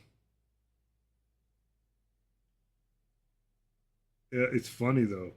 I was looking at the sort of like display, not sort of like the display case of some models, and someone's Death Guard was in there, and I was like, man, like my Death Guard could give this a run for its money. If I didn't need them all, I sort of feel like I'll toot my own horn, but like my Mortarion just looked patently like better. My Mortarion is not fantastic, but like what was in there, and like you got to remind yourself that like the point of putting something in one of those displays isn't that it's the best thing ever that you've seen. It's that like it's just about showing someone's work and like them getting a chance to be cool and proud of it. But like I had this weird moment where I was like, oh, my stuff could hang like this. I just don't want it to leave my house. There are only few things I'd buy if I saw it right now. Yeah, that to me, I knew that if I saw an actual Poxwalkers box, I would buy it. And then I was in there. I think part of the reason the Warhammer stores are so small now is that you feel super awkward if you don't buy anything. You can't hide. You can't just look and leave. Um, they didn't have Poxwalkers, and then I was like, all right, I know some of my friends have brought up other GW stuff that proxies well, and I saw those guys, and I was like, all right, that's cool. I know I need them. I'm here. Let's get this party started. The guy said, I think he said I was the third person that week who had come in and bought that kit as Poxwalkers. I mean, they're little zombie dudes. I actually like the sculpts a lot. I'm very excited to build and paint those guys because they're just like not something I'm used to, and yet they're very much zombies. They're just new sculpts. So I think at the end of the day, to just like prevent legit Poxwalker burnout,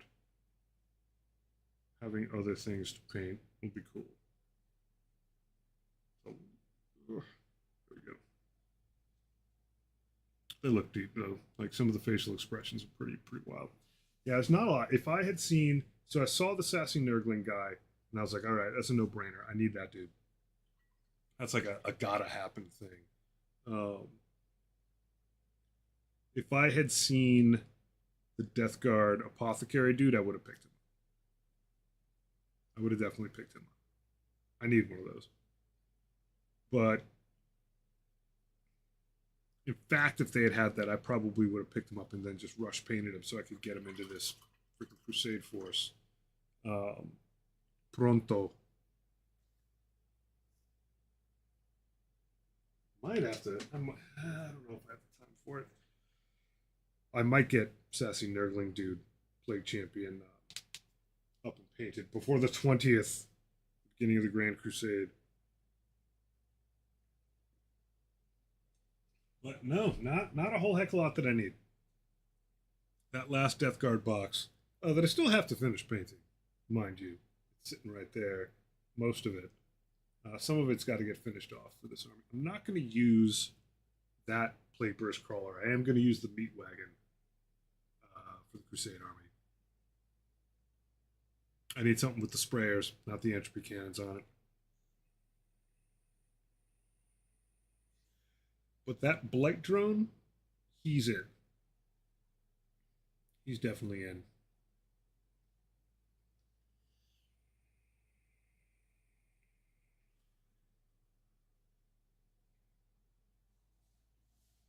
I don't know if they super juiced up the 100-point Blight drone that uses the Blight launcher, but I finally like looked up the damage that thing does, and it looks pretty gnarly,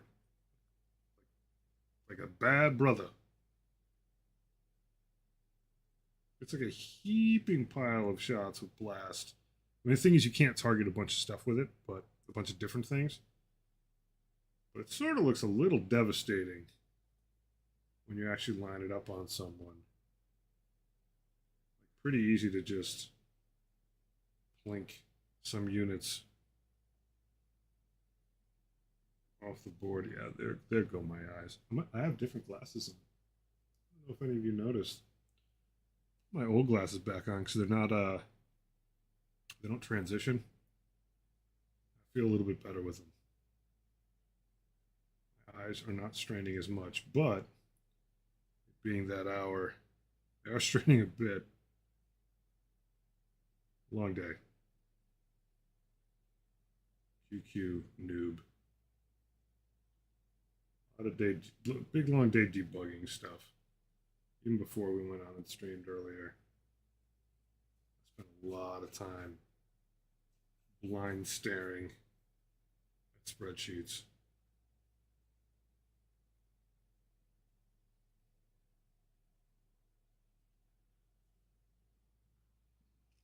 Spreadsheet foo. Too much bravado bad. Too much of anything is, I think bad. I don't have a problem with I don't have a problem with bravado. Like, I think it's fine for people to be proud and out there, but if you can't handle the downside of either effing up or losing or whatever, if it's bravado that is purely a defense mechanism, I think if it's just being confident, it's fine. But you do meet people where it's not actually confidence; it's like a big flippin' ruse. And then if it's genuinely who you are, I think it's fantastic. If it's some way of you hiding just how terrified a person you are, that shit bubbles up and comes out. I mean, the number of people. I'm not jaded. I just consider myself getting a proper education on human nature by being a bouncer for a couple of years. The number of people you see walk into a bar that are like the kind of person who wears a no fear t-shirt because they are so scared of the world. You're like, all right, chill out, buddy. If you literally are just running up to people trying to prove something, you're generally it's false bravado. If you're just good at what you do or confident in yourself as a person, I think that's fantastic. I think more people should be. But bravado is sometimes just this weird veiled I'm gonna get in a fist fight because my dad didn't spend enough time with me, and it's all right, why don't you just call your dad on the phone, settle it with your dad, leave the bouncer out of this one. It's to thine own self be true. If you are genuinely confident, more power to you. If it's your safety mechanism because you're sad at who you've become, spare me.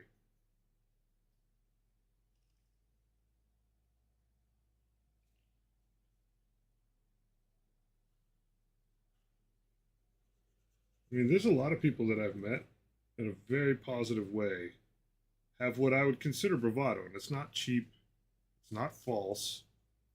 I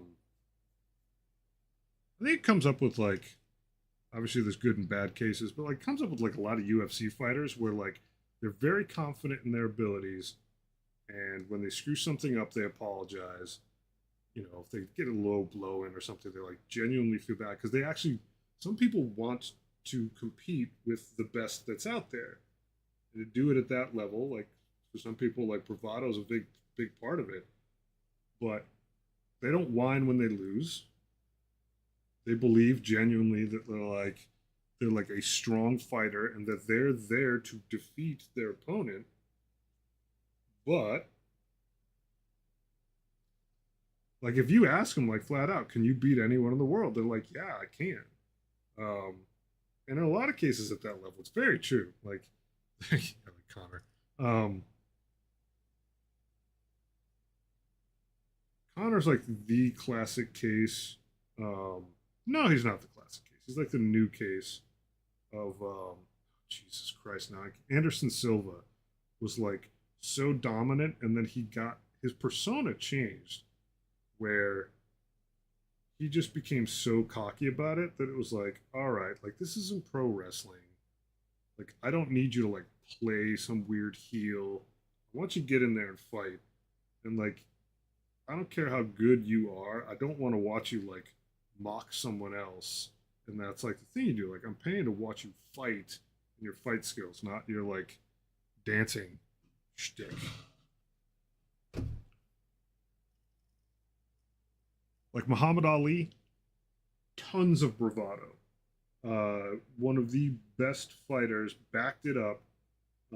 Obviously, was like carrying a torch for an entire group of disenfranchised human beings throughout like the civil rights movement. Um, and very intentionally was like, yo, I'm pretty. Like, he said things that were blatantly antagonistic to, I mean, basically racist people. Um, Tons of bravado was also out there to like prove the best version of himself as like a dominant fighter. But he didn't have to run around and be a dick to everybody in order to accomplish that. Like, I don't think he was really hiding from much. He was just like, look at me, I'm black, and I'm not meek. You can't push me around, and I'm gonna do my thing. And I'm not saying that everyone has to like or enjoy Muhammad Ali, but his bravado was like genuine pride in himself, what everything that it meant to be him.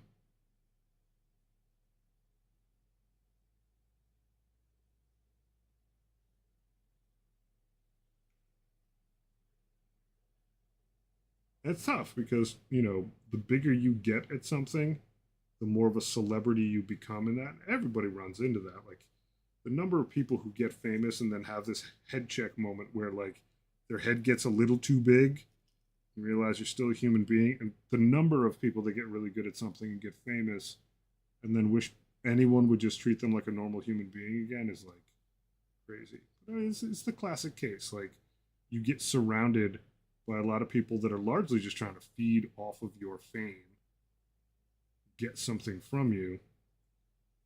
If you let your ego feed into that, it kind of become a piece of crap.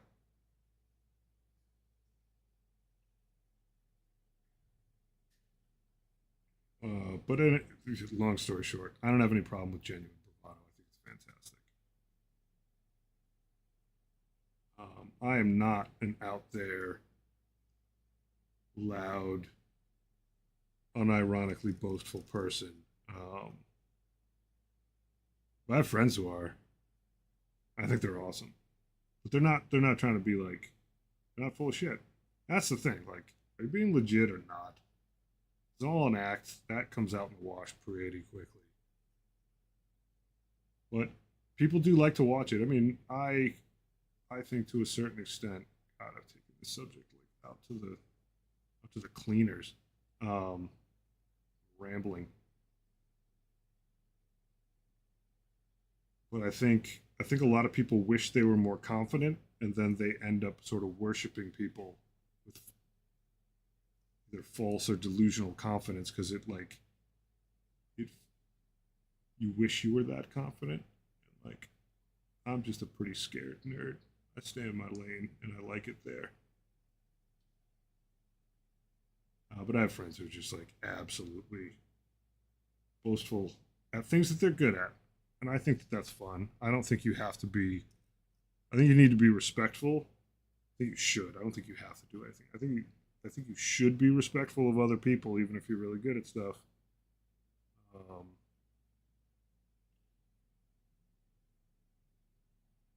I mean, the ultimate confidence is ultimate bravado. This will be my finishing note because I just finished painting what I think is the last nubbin of this that needs to be metallic. Is that like knowing you are good enough to kill anyone in the room and having no interest in doing it, no interest in saying it. Obviously, we're going to like UFC combat territory. The same is true if you're like absolutely fantastic at painting. It's like you never really get that much interest out of meeting someone who's fantastic at something, but like is now has to tell you that. Like how many times? Like I know your name, I know you're important, I know you're famous. You don't have to tell me you're famous. As Tywin Lannister once told his grandson, if you have to, this is paraphrasing, if you have to tell anyone that you're the king, you're not really the king.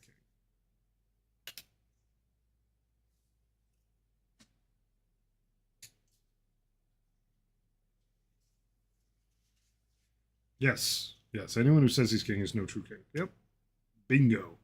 Have it on my office wall. Yeah. Pretty good quote, huh? Oh, yeah. I'm pouring paint all over my hands. That was a mistake. Look how good I am. Dripping on my models. That was deep. Yeah. Fantastic quote.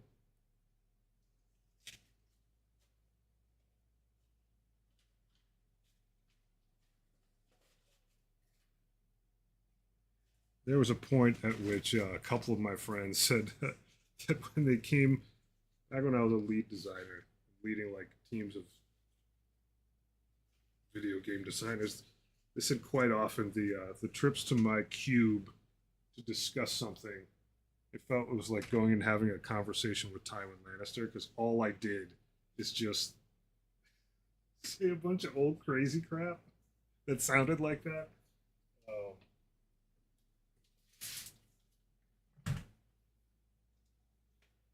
they're like, do you think this boss is too hard? And I'd just be like spitting out like Tywin Lannisterisms left and right as my answer. Really eccentric and impractical, but true.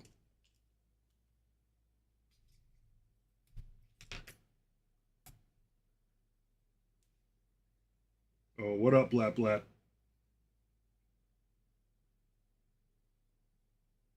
Just cleaning up all this wonderful paint that I just poured on my hand. I'm actually not as worried about cleaning up my hand as I am cleaning this desk up. Oh, sweet, delicious bronze. Catching me at the tail end, Blat Blat. About to peace out. Now that we've gone full time with Lannister and I've answered a very simple question of is too much bravado bad with, I don't know how long I was talking about that, but good question. I think it was bait.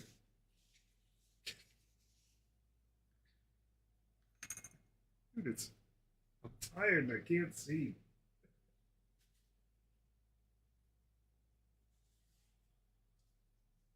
But I get up in the morning. Yeah, already. I'm a pale shadow of what I used to be, man.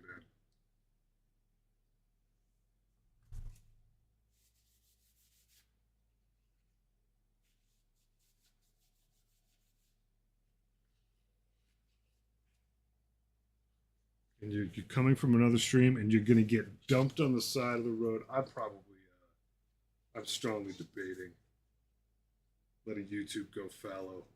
It was a nice experiment. But as long as I'm like multi streaming, it's like very bad news to try to raid out and handle it on the other end. I think I'm going to ditch that. Make Sectrix happy for once. I'm not doing it tonight, but I feel like I'm going to kill multi streaming soon. Still do it during the day, but I'm tired, man. It is like 11 o'clock. It's past my bedtime. How you been, Blat Blat? I can hang for a little longer. I got coffee. I just can't paint. My eyes, literally watching them go in and out of focus.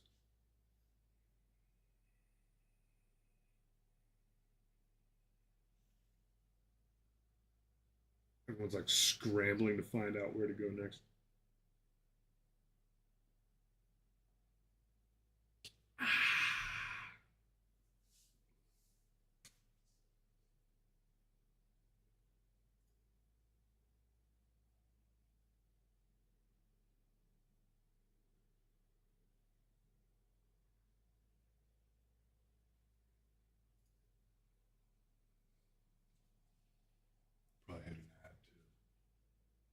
All right.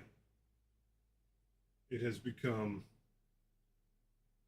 wonderfully chill and quiet. I'm going to very quickly, I'm going to raid out and then kill this thing as soon as it goes in there. Go to something super tiny. It's got models painting.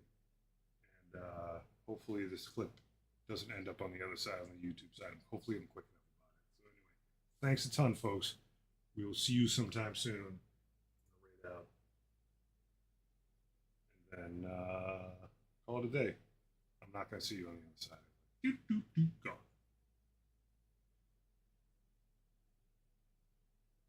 Just first for everything. Next time I'll actually decouple it.